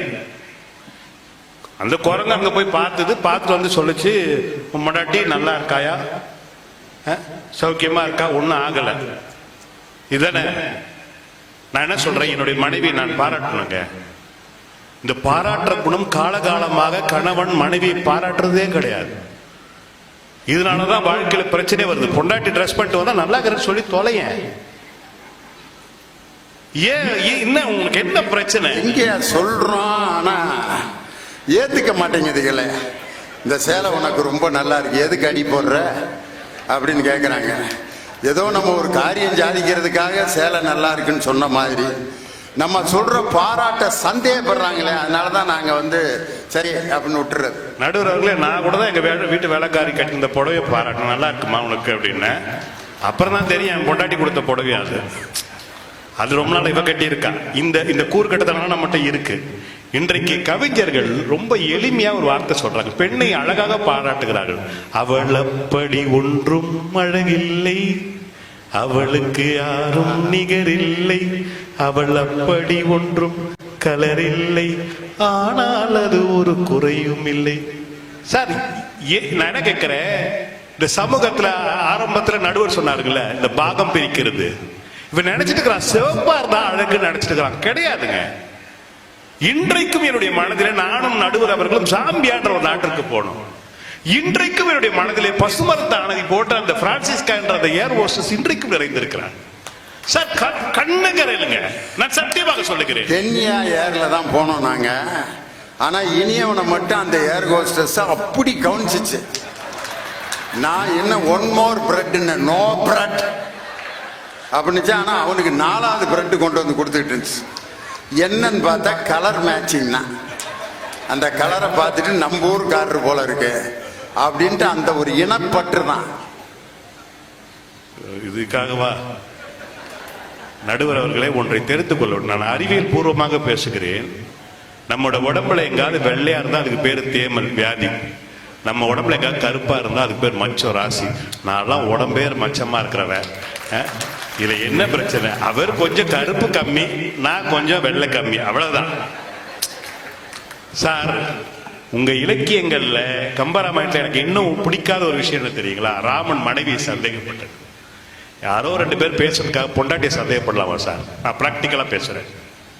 மனைவியை சந்தேகிப்பதற்கு தயாராக நாம் ஆகிட்டோம்னு வச்சுங்களேன், முதலில் நாம் சந்தேகப்பட வேண்டியது தாய். ஞாபகத்தில் வச்சுங்க. ஏன் தெரியுமா? அவள் தான் பர்த் அத்தாரிட்டிய, இவர் தான் உங்க அப்பன்னு சொல்றது அவ கையில தான் இருக்கு. இவர் இல்ல அவருட்டார்னா நம்ம நம்பிதான் ஆகணும். புரியுதுங்களா? என்றைக்கு உன்னுடைய மனைவியை சந்தேகப்படுகிறாயோ எழுதி வைத்துக்கொள், உன்னுடைய தாயை நீ சந்தேகப்படுகிறாய். ஞாபகத்தை வச்சுங்க. அதனாலதான் இன்னைக்கு இருக்க ஒரு புது கவிஞன் எழுதுனா, எனக்கு ராமனை விட தசரதனை மிகவும் பிடிக்கும். காரணம், 60,000 மனைவிகள் இருந்தும் அவர் சந்தேகப்படவில்லை. ஆனால் ஒரே ஒரு மனைவியை வைத்து சந்தேகப்பட்டானே, அதனால் ராமனை விட எனக்கு தசரதனை மிகவும் பிடிக்கும். எப்படி சிந்திக்கிறான் பாத்தீங்களா உங்களால? நடுவர் அவர்களே, இன்று இலக்கியவாதிகள் எப்பொழுதும் இந்த சூழ்நிலைக்கு ஏற்ற மாதிரி போயிடுவாங்க. வந்த உடனே இப்படி உட்கார்ந்தோம். இந்த பழைய ஆளுங்களுக்கு ஒரு கெட்ட பழக்கம் இருக்கு. விஜயகுமார் போஸ்டர் பார்த்தார், பேனர் பாத்தீங்களா?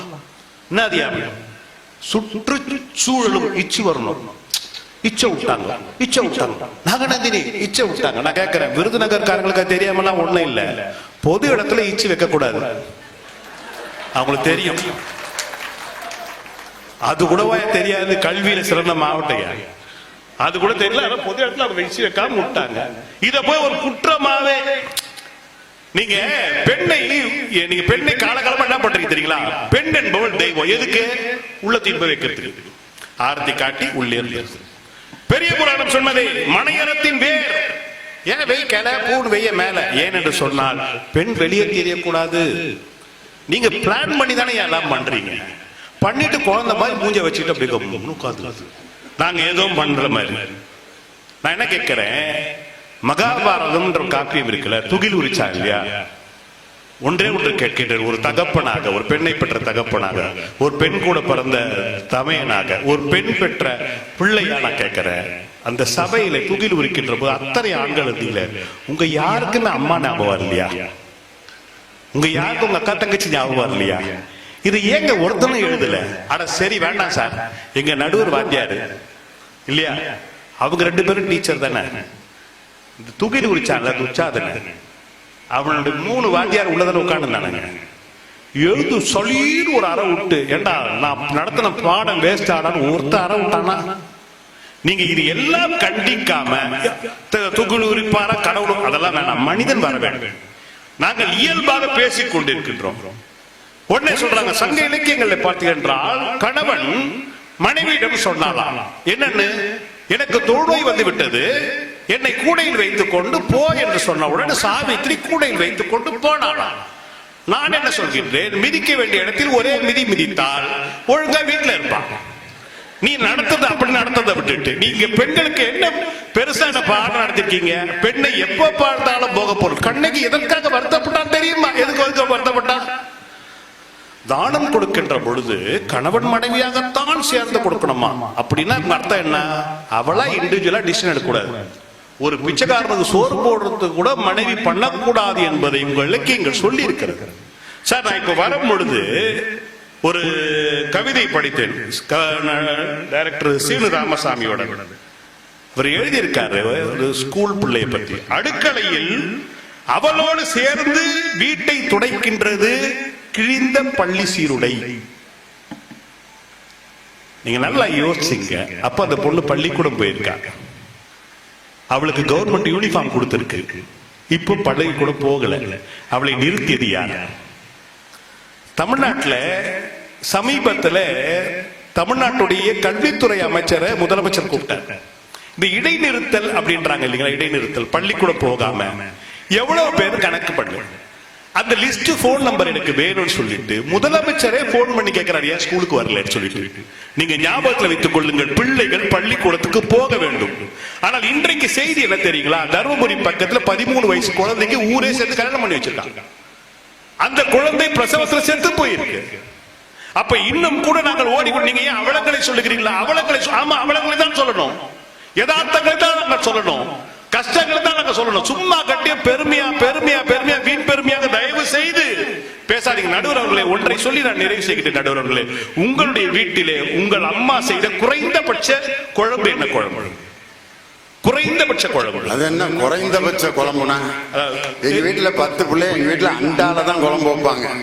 அதனால குறைந்தபட்ச குழம்புலாம் எங்க வீட்டுல கிடையாது, நிறைந்த குழம்பு தான். இல்ல, அதாவது சொல்லுவாங்களே, எங்க வீட்டுல ரசம் தான் குறைந்தபட்ச குழம்பு, சாம்பார் தான் குறைந்தபட்சம் அப்படி சொல்லுவாங்க இல்லையா? எங்க வீட்டுல புளி குழம்பு தான். அதனால திங்கக்கிழமை ஆக்குனா வெள்ளிக்கிழமை வரைக்கும் கெடாம அதையே ஊத்தி ஊத்தி சாப்பிடலாம். அதனால நிறைய பிள்ளைங்க இருக்கிற வீட்டுல வத்த குழம்பு புளி குழம்பு வச்சுட்டா அது பாட்டுக்கு ஒரு உழவு பெரிய சட்டியில வச்சிருவாங்க. திங்கக்கிழமை டெய்லி குழம்பு வைக்க வேண்டிய அவசியம் இல்லை. காரணம், எங்க அம்மா டீச்சரு, பள்ளிக்கூடத்துக்கு போகணும், குழம்பு வச்சுட்டா போக முடியும்.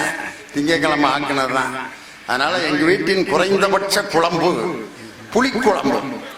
சந்தோஷமா இருக்கும் உனக்கு. எங்க வீட்டுல என்னன்னா, எங்க அம்மா என்ன பண்ணுவாங்க, இந்த காஞ்ச மிளகா வரமிளகான்னு இந்த பக்கம் அந்த காஞ்ச மிளகாவை உடைச்ச கடலை பொட்டுக்கடலைன்னுவீங்க, நாங்க உடைச்ச கடலை சென்னையில. அந்த தேங்காய் அது 3த்தையும் வச்சு அரைப்பாங்க. அரைச்சி அதை எடுத்து வச்சுக்கிட்டு அந்த அம்மியை கழுவாங்க. இந்த அம்மியை கழுவி விரட்டுற தண்ணி இருக்கு தெரியுங்களா, அந்த தண்ணீர் தான் வந்து அந்த சுடு தண்ணி சுடு சாப்பாட்டுல ஊத்திட்டு இந்த துவையில வைப்பாங்க. இதுதான் எங்களுடைய வீட்டுடைய குறைந்தபட்ச உணவு. பெரும்பாலும் அதுதான் எங்க வீட்டுல உணவு. என்னுடைய வாழ்க்கையில பெரும்பாலும் அது நான் சாப்பிட்டிருக்கேன். பெரும்பாலும் அது மாதிரியான ஒரு குடும்ப நிலையில வந்திருக்கேன்.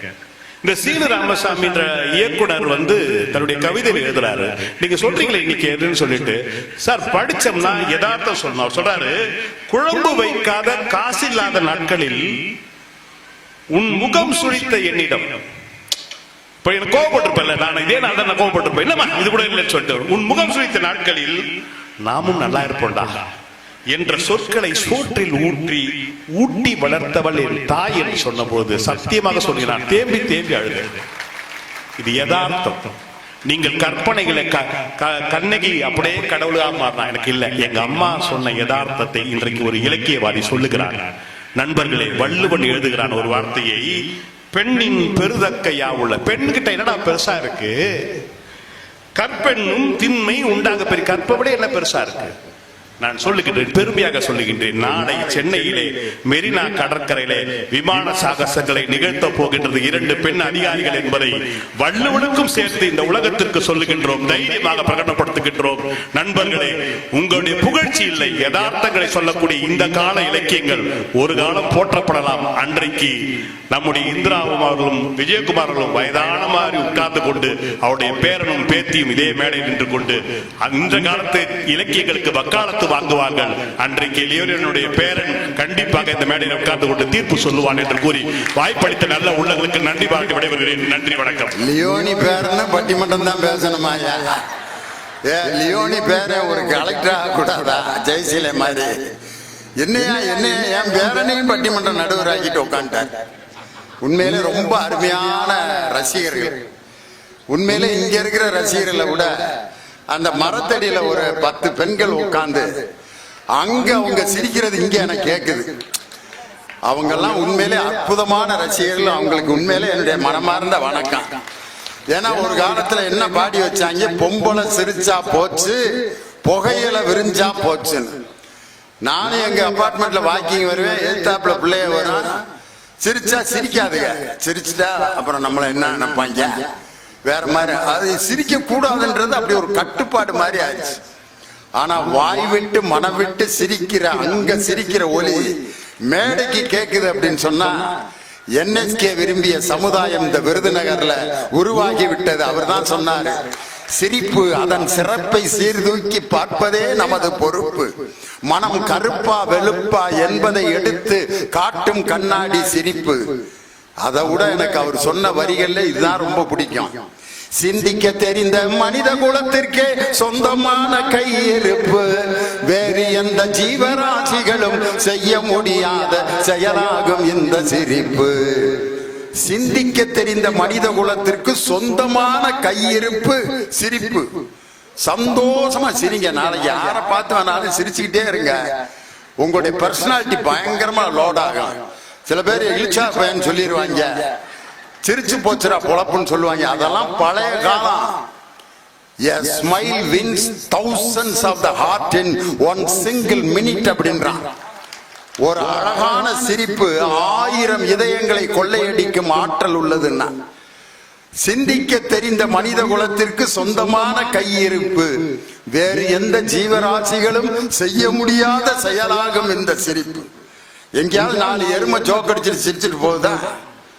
அப்படியே சிரிச்சாலும் நம்ம நினைப்போம், ஒரு எருமை பார்த்து சிரிக்கிற அளவுக்கு என் பொழப்பு இப்படி கேவலமா போச்சேன். சிரிப்பு மனிதனுக்கு கிடைச்ச கொடை. NS Krishnan T.A. மதுரம் ஒரு படத்துல பேசிக்கிறாங்க. 2 பேரும் அப்பதான் புதுசா கல்யாணம் பண்ணி உட்கார்ந்து இருப்பாங்க. அப்ப NS கிருஷ்ணன் எப்படியே பாப்பாரு, இந்தாடி என்ன உன்கிட்ட ஒரு விஷயம் சொல்லணும்னு நான் ரொம்ப நாளா நினைச்சுக்கிட்டு இருந்தேன், சொல்லுங்க. சொல்லலாம், ஆனா சங்கட்டமா இருக்கு அப்படிம்பாரு. சொல்லணும்னு ஆரம்பிச்சுட்டேன், அப்புறம் சொல்லலாம் சங்கட்டமா இருக்குன்னா அதை நினைச்சு நான் சங்கடப்பட்டுக்கிட்டே இருக்கதா, சொல்லியா அப்படின்னு NS கிருஷ்ணன் சொல்லுவார். நானே உன்னை கல்யாணம் பண்றதுக்கு முன்னாடி ஒரு தப்பு பண்ணிட்டேன். உடனே T.A. மதன் அப்படியே பார்ப்பாங்க, ஐயா கல்யாணத்துக்கு முன்னாடி தானே பண்ணேன், இனிமே பண்ண மாட்டேல, சரி பரவாயில்ல இருக்கட்டும் அப்படின்னு சொல்லிட்டு T.A. மதுரை உடனே சொல்லலாம், நானும் கல்யாணத்துக்கு முன்னாடி ஒரு தப்பு பண்ணிட்டேன். என்னது? ஆமா, எனக்கு ரவிக்க தைக்க ஒரு ரவிக்க தைக்கிற தையக்காரன்ட்ட போனேன். அவர் என்னை உள்ள கூட்டிட்டு போயிட்டு கதவை சாத்திக்கிட்டாரு. அப்படின்னு என்ன சிஸ்டம், ஏண்டி இப்படி தெரிஞ்சிருந்தா உன்னைய கல்யாணமே பண்ணிருக்க மாட்டேன், எப்படி நீ எனக்கு இப்படி ஒரு பதில சொல்லலாம் அப்படின்னா டிஏ மதன சொல்லுவாங்க, ஏயா நீ தப்பு பண்ணிட்டேன்னு சொன்ன நான் என்ன சொன்னேன், பரவாயில்ல இனிமே பண்ணாதையா அப்படின்னு நான் சொன்னனே. ஆனா நான் தப்பு பண்ணேன்னு சொன்னா உன்னையால நிலையா நிக்க முடிஞ்சா? நான் தையக்காரன்ட்ட தைக்கிறதுக்கு ஜாக்கெட் தைச்சிட்டு திருப்பி கொண்டு வந்துட்டேயா. கதவை உள்ள பூட்டிட்டான்னு சொன்னா வானத்துக்கு மேலைக்கு தவறிய ஆம்பளைக்கு தப்பு பண்றதுக்கு உரிமை இருக்கு, பொண்ணுக்கு தப்பு பண்றதுக்கு உரிமை இல்லையா அப்படின்னு அன்னைக்கே டிஏ மதுரா எல்லோரும் தவறு செய்பவர்கள் தான். ஷேக்ஸ்பியர் சொன்ன மாதிரி ஹியூமன் இஸ் டு எரர், தவறு செய்வதற்கென்றே பிறந்தவன் தான் மனிதன். அதனால எல்லாரும் தவறு செய்தாலும் ஏற்றுக்கொள்ளலாம் அப்படின்னு. அது மாதிரி இப்ப நான் இன்னொரு கேள்வி கேட்கிறேன் உங்கள்கிட்ட. ஆண்கள்லாம் அவங்க பேருக்கு பின்னாடி ஜாதிய போடுறாங்களே, எங்கேயாவது பெண்கள் ஜாதி பேரை போட்டிருக்கீங்களா? லட்சுமி செட்டியா எங்கேயாவது கேள்விப்பட்டிருக்கீங்களா? இதுவரைக்கும் இல்ல. சரஸ்வதி பிள்ளை இல்ல. ஆனா சொர்ணம் பிள்ளை, ரங்கசாமி செட்டியார், அந்த நாடார், அவா இவா ஐயங்கார் ஐயர், பெருசு பெருசா ஆம்பளைய தான் போட்டுக்கிறான். பெண்கள் எப்பொழுதுமே ஜாதியை பார்க்க மாட்டார்கள்னு யாரு சொன்னார்னா தந்தை பெரியார் சொன்னார். அவருக்கு யார் கத்து கொடுத்ததுன்னா சிவவாக்கியார் என்ற சித்தர் ஒரு பாட்டுல சொல்றாரு, ஒரு ஜாதி பேரை சொல்லி சொல்றாரு. அதனால அது ஒண்ணு சித்தர் பாட்டு தான், தப்பு இல்லை. எப்படி அந்த சித்தர் பாட்டை கேளுங்களேன். பறச்சியாவது ஏதடா, பணத்தியாவது ஏதடா, இறைச்சி தோல் எலும்பிலும் இலக்கமிட்டிருக்குதோ, பறச்சி போகம் வேறதோ பணத்தி போகம் வேறதோ, பறச்சியார் பணத்தியார் என்று பகுத்தறிந்து காணுங்கள். பறச்சியாவது ஏதடா, பணத்தியாவது ஏதடா, இறைச்சி தோல் எலும்பில் இலக்கமிட்டு இருக்குதான்னு கேட்டார். தோல்ல எழுதியிருக்காடா இந்த ஜாதின்னு? எந்த பெண்ணுக்காவது தோல்ல இந்த ஜாதியை சேர்ந்தவள் அப்படின்னு எழுதியிருக்கா? என்னைக்கு கேட்டான்? பழைய இலக்கியத்தில் சித்தர்கள் கேட்டார்கள். பறச்சி போகம் வேறதோ பணத்தி போகம் வேறதோ, யாரு கூட நீ இல்லற வாழ்க்கையில் இருந்தாலும் அவள் தருகின்ற இன்பத்தை இவளாலும் தர முடியும் அப்படின்னு சித்தர் அன்னைக்கு சிவவாக்கியார் சொல்லி இருக்காரு. இதுக்கு மேல வேற ஜாதி புரட்சி வேணுமாயா? இதையே தான் சொன்னான். ஜாதி இரண்டொழிய வேறில்லை, சாற்றுங்கால் நீதி வழுவா நெறிமுறையின் இட்டார் பெரியோர் இடாதார் இழிகுலத்தோர் பட்டாங்கில் உள்ளபடின்னா. கலைஞர் அதையே எப்படி சொன்னார்னா, ஒரு கதை சொல்றாரு கலைஞர். 6 அழகான பெண்களை நிறுத்தி ஒருத்தனை கூப்பிட்டு, ஓன் ஜாதி பெண் எது அப்படின்னு போய் தேர்ந்தெடுத்து கட்டிக்கடா அப்படிங்கிறாங்க. வேற ஊர்ல இருந்து கொண்டு வந்திருக்காங்க அந்த 6 பிள்ளைகளே. அவன் பார்க்கிறான், ஒண்ணுக்கு ஒண்ணு அழகுனா அழகு, அப்படி அழகு. அவனுக்கு அந்த 6ல ஒண்ணு பிடிச்சு போச்சு, எனக்கு இந்த பொண்ணை பிடிச்சிருக்கு அப்படின்னு கட்டினா, இவன் ஜாதி வேற அந்த ஜாதி வேற. அப்பதான் கலைஞர் சொன்னாரு, அழகுக்கும் மலருக்கும் ஜாதியே கிடையாதுரா, அழகுக்கும் மலருக்கும் ஜாதி இல்லை, அதனால ஜாதி என்பதை ஒழித்தவர்கள் பெண்கள் தான் அப்படின்னு யாரு? தந்தை பெரியார். அதத்தான் பாரதி சொன்னா, ஒரு காலத்துல ஆண்கள் ஒரு பெண்ணை விரும்பினா அந்த பொண்ணை கட்டி கொடுத்துருவாங்க, பொம்பளையோட சம்மதத்தை கேட்கறதே கிடையாது. அந்த மாப்பிள்ளைய உனக்கு பிடிச்சிருக்கா அப்படின்னா அது ஆமாவா இல்லையான்னு இப்படி மண்டை ஆட்டுறதுக்குள்ளேயே தட்டை மாத்திடுவேன். ஐயோ சொல்லலாம் இருந்தேன், மாத்திட்டாங்க தட்டை அப்படின்ட்டு. இதைத்தான் பாரதி சொன்னான், நல்ல விலை கூறி விற்பார் அந்த நாயிடம் யோசனை கேட்பதுண்டோன்னு கேட்டான் பார். ஒரு நாயை இன்னொருத்தனுக்கு விற்கிறப்ப அந்த நாய்கிட்ட பெர்மிஷன் கேட்கிறியா யாராவது? ஐயா டைகர் ஒன்னு 3000 ரூபாய்க்கு கேட்கிறாங்க, கொடுக்கவா இல்ல 3500 சொல்லவா அப்படி நாய்கிட்ட கேட்கிறியா? இல்ல. பெண்ணாய் பிறந்தால் விலையுண்டு, பொன்னாய் பிறந்தால் விலையுண்டு. ஆனால் பெண்ணாய் பிறந்தால் சரக்கையும் கொடுத்து விலையையும் கொடுக்க வேண்டி இருக்கிறதே. இது என்னடா உலகம்னு இன்னைக்கு இருக்கிற கவிஞன் எழுதுனா. பெண்ணையும் கொடுத்து விலையையும் கொடுக்கிற வினோத வியாபாரம் இல்லையா திருமணம்னு? யாரு இன்னைக்கு இருக்கிற கவிஞர்? 1931ஆம் ஆண்டு தந்தை பெரியாருக்கு பெரியார் என்று பட்டம் கொடுத்தவர்கள் ஆண்கள் அல்ல, பெண்கள் தான் பெண்களுக்கு பெரியாருக்கு பெரியார் என்று பட்டம் கொடுத்தார்கள். ஏன்? அவர் என்னென்ன விஷயத்தை ரொம்ப எளிமையா படிக்காத பெண்கள்கிட்ட சொல்றாரு. இங்க இருக்கிற பெண்கள் யாருக்காவது பாக்கெட் இருக்கா? இந்த மேடம் இருக்காங்க, எக்ஸிக்யூட்டிவ் இன்ஜினியர், என் வீட்டுக்காரமா இருக்காங்க. உன் ஜாலியில பாக்கெட் இருக்கா? இல்ல. என் மருமக உட்காந்துருக்கு, பாக்கெட் இருக்கா? மேடம் சுடிதார்ல வேணா இருந்தாலும் இருக்கலாம், இருக்கான், அவங்களுக்கு இருக்கு. மாடர்ன் ட்ரெஸ் போட்டிருக்க மேடத்துக்கு பாக்கெட் இருக்கு. சேலையில ஏன் பாக்கெட் வைக்கல தெரியுமா? தந்தை பெரியார் சொன்னார், பொருளாதாரம் பெண்கள் கையில் போகக்கூடாது என்பதற்காகவே திட்டமிட்டு உருவாக்கப்பட்ட ஆடைதான் இந்த சேலை ரவிக்கை. ஆனா ஆம்பளைகளுக்கு உள் பாக்கெட் ஒண்ணு வச்சிருப்பான், பாத்தீங்களா? வீட்டுக்கு தெரியாம பதுக்கி வைக்கிறது, மேட்ரு போடுறதுக்கு. 500 ரூபாய் வாங்கிட்டு 400 அங்க வச்சுட்டு 100 இங்க வச்சிருப்பேன். 400 மனைவிட்ட கொடுத்துட்டு 100 குவார்டரை போட்டு அப்படிம்பேன். காரணம் என்ன? 25 பாக்கெட் ஆம்பளைகளுக்கு வச்சானே, பெண்களுக்கு ஏன்டா பாக்கெட் வைக்கல? பெண்களுக்கு பொருளாதார சுதந்திரம் வேண்டும் என்று முதலில் குரல் கொடுத்தவர் தந்தை பெரியார் என்ற அந்த தாத்தா. அது மட்டும் இல்ல, பெண்கள் காக்கி டிரெஸ் போட்டு போலீஸ் வேலையில இருக்கணும்னு 1929 செங்கல்பட்டு மாநாட்டிலே மேடையில் பேசிய ஒரு தலைவன் யார் என்றால் தந்தை பெரியார். பெண்கள் போலீஸ் டிரெஸ். ஆம்பளைய போலீஸா இருக்கிறதுனால தான் திருடங்க பயப்படுறாங்க நினைக்கிறீங்களா நீங்க எல்லாம்? மீச பெருசா ஒரு ஆம்பளை எஸ்பி போட்டு இதுக்கெல்லாம் பயப்பட மாட்டேன். ஏன் போலீஸுக்கு பயப்படுறாங்கன்னா பின்னால துப்பாக்கி வச்சிருக்காரு. துப்பாக்கியை பெண்கள் கையில் கொடுத்துப்பார். அவள் போலீஸ் அதிகாரியாக இருந்தால் யார் வேண்டுமானாலும் பயப்படுவார்கள்.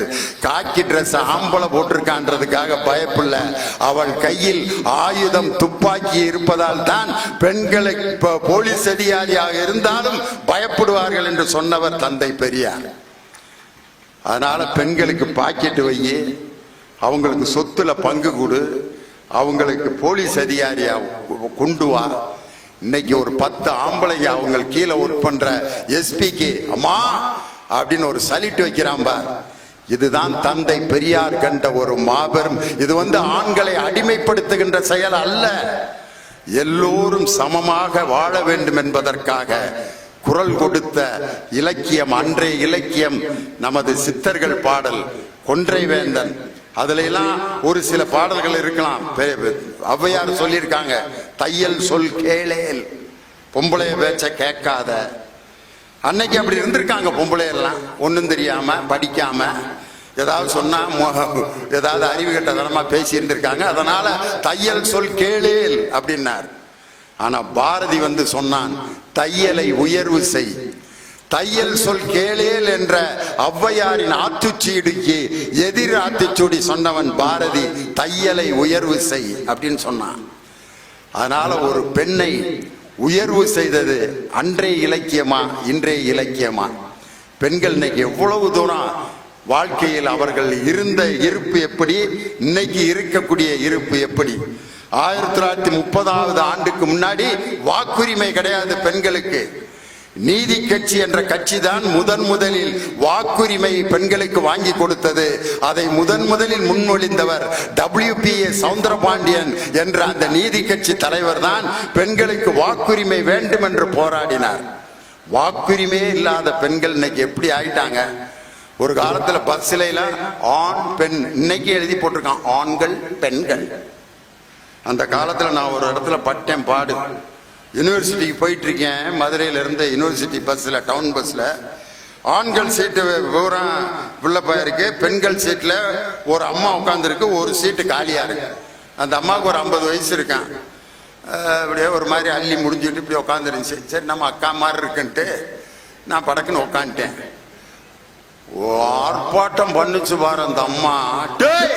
என்ன நினைச்சுறா நீ பக்கத்துல உட்காந்த உடனே நான் என்ன பண்றேன் பாரு, ஆகா ஓகான உடனே நான் என்னமோ போலீஸ்ல கூட புடிச்சு கொடுத்தாலும் கொடுத்துரும் போல இருக்குன்னு அம்மா தெரியாம உட்காந்துட்டேன், மன்னிச்சுக்கம்மா. அக்கா அம்மா பெரியம்மா அக்கா அத்தைன்னு சொன்னா கூட சண்டைக்கு வந்துடும் போல இருக்குன்ட்டு அம்மா அப்பா அப்பத்தான் அப்படின்னு என்னென்னமோ சொல்றேன். பாரு எங்க ஊர்ல இறங்கி நான் என் சொந்தக்காரெல்லாம் கூட்டி வந்து உன்னைய நான் என்ன பண்ண போறேன் பாடுறான்ட்டு. நல்ல வேலை அது உசிலம்பட்டி பக்கத்துல ஏதோ ஒரு ஊர். நான் யூனிவர்சிட்டியில இறங்கி தப்புச்சேன் பொழைச்சேன்னு ஓடுறதா. ஒரு ஆண் பக்கத்துல உட்கார்ந்தோன்னு சீரிய காலம் போச்சு. இன்னைக்கு ஷேர் ஆட்டோன்னு சென்னையில பாத்தீங்கன்னா பொம்பளை பிள்ளையும் அவளை எல்லாம் பக்கத்துல ஜாலியா உட்காருங்க பரவாயில்லண்ணே உட்காருங்க அப்படின்னு உட்கார்ந்து ஜாலியா 2 பேரும் பேசிட்டு இறங்கி அவங்க பாட்டுக்கு போயிடுறாங்க. எந்த தவறும் இப்பொழுது நடைபெறுவதில்லை. காரணம் பெண்கள் அந்த சுதந்திரத்தை இன்று பெற்றுக்கொண்டார். தந்தை பெரியார் சொன்ன கதையை மட்டும் சொல்லி எதுன்றதை நான் முடிவு பண்றேன். காக்காவை பத்தி 3 கதை படிச்சிருக்கீங்க. ஒண்ணு பாட்டிக்கிட்ட வடை திருடிட்டு போய் மரத்துல உட்காந்து நீ ரொம்ப அழகா இருக்க ஒரு பாட்டு பாடு அப்படின்னா வடை கீழே விழுந்துச்சு, நிறைய எடுத்துட்டு போய் காக்கா ஏமாந்து போனது. ஏமாந்த காக்கா கதையை படிச்சிருக்கீங்க. புத்திசாலி காக்கா கதை ஒன்று சொல்லி கொடுத்துருக்காங்க. ஒரு பானையில கீழே தண்ணி இருக்கு.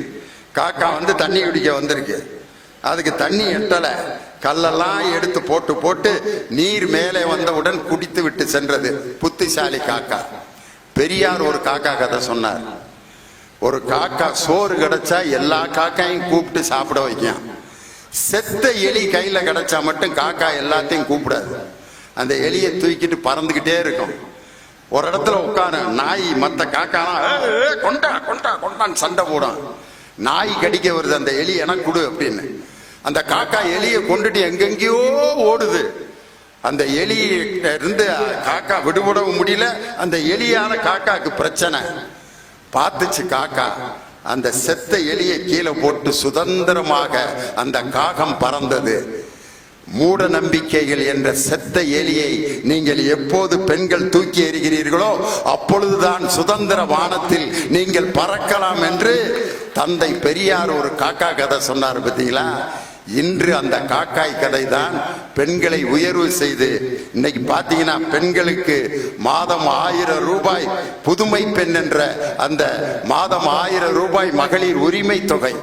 விடியல் பயணம் பஸ்ல அவங்க பாட்டு சந்தோஷமா இன்னைக்கு போறாங்க. அது மட்டும் இல்ல 3,66,000 பெண்கள் இன்னைக்கு அரசு பள்ளியில் படித்த பெண்கள் காலேஜில் போன வருஷத்தை விட 3 லட்சம் பெண்கள் அதிகமாக சேர்ந்திருக்கிறார்கள்னா அதுக்கு காரணம் புதுமை பெண் என்ற அரசினுடைய திட்டம். இப்படி பெண்களை உயர்வு செய்கின்ற திட்டங்களுக்கெல்லாம் காரணம் பாரதிதாசன் தொடங்கி பாரதியிலிருந்து தந்தை பெரியார் வரை அவர்கள் கொடுத்த இலக்கியங்களும் பயிற்சியும் கருத்துக்களும் தான் பெண்களை இப்பொழுது உயர்வு செய்திருக்கிறது. தையல் சொல் கேளேல் உண்டி சுருங்குதல் பெண்டிற்கு அழகு, பெண்கள் இன்சொல் பேசக்கூடாது என்று படிதாண்டா பத்தினி, தலை குனிஞ்சு நடக்கணும், தலை நிமிர்ந்து நடக்க கூடாது என்ற சட்ட திட்டங்களை எல்லாம் மீறி நிமிர்ந்த நன்னடையும் நேர்கொண்ட பார்வையும் நிலத்தில் யாருக்கும் அஞ்சாத ஞான செருக்கு வேண்டும் என்ற பாரதியின் கனவை நனவாக்கிய இன்றைய இலக்கியங்கள் தான் பெண்களை உயர்வு செய்தது. இன்றைய இலக்கியங்களை படியுங்கள். இந்த புத்தக திருவிழாவுக்கு வந்திருக்கக்கூடிய புத்தகங்களில் அசோகமித்திரனின் கதைகளை படியுங்கள், பிரபஞ்சனின் கதைகளை படியுங்கள், கி ராஜநாராயணன் கதைகளை படியுங்கள், எஸ் ராமகிருஷ்ணனுடைய இடக்கை 10 போன்ற நூல்களை படியுங்கள்.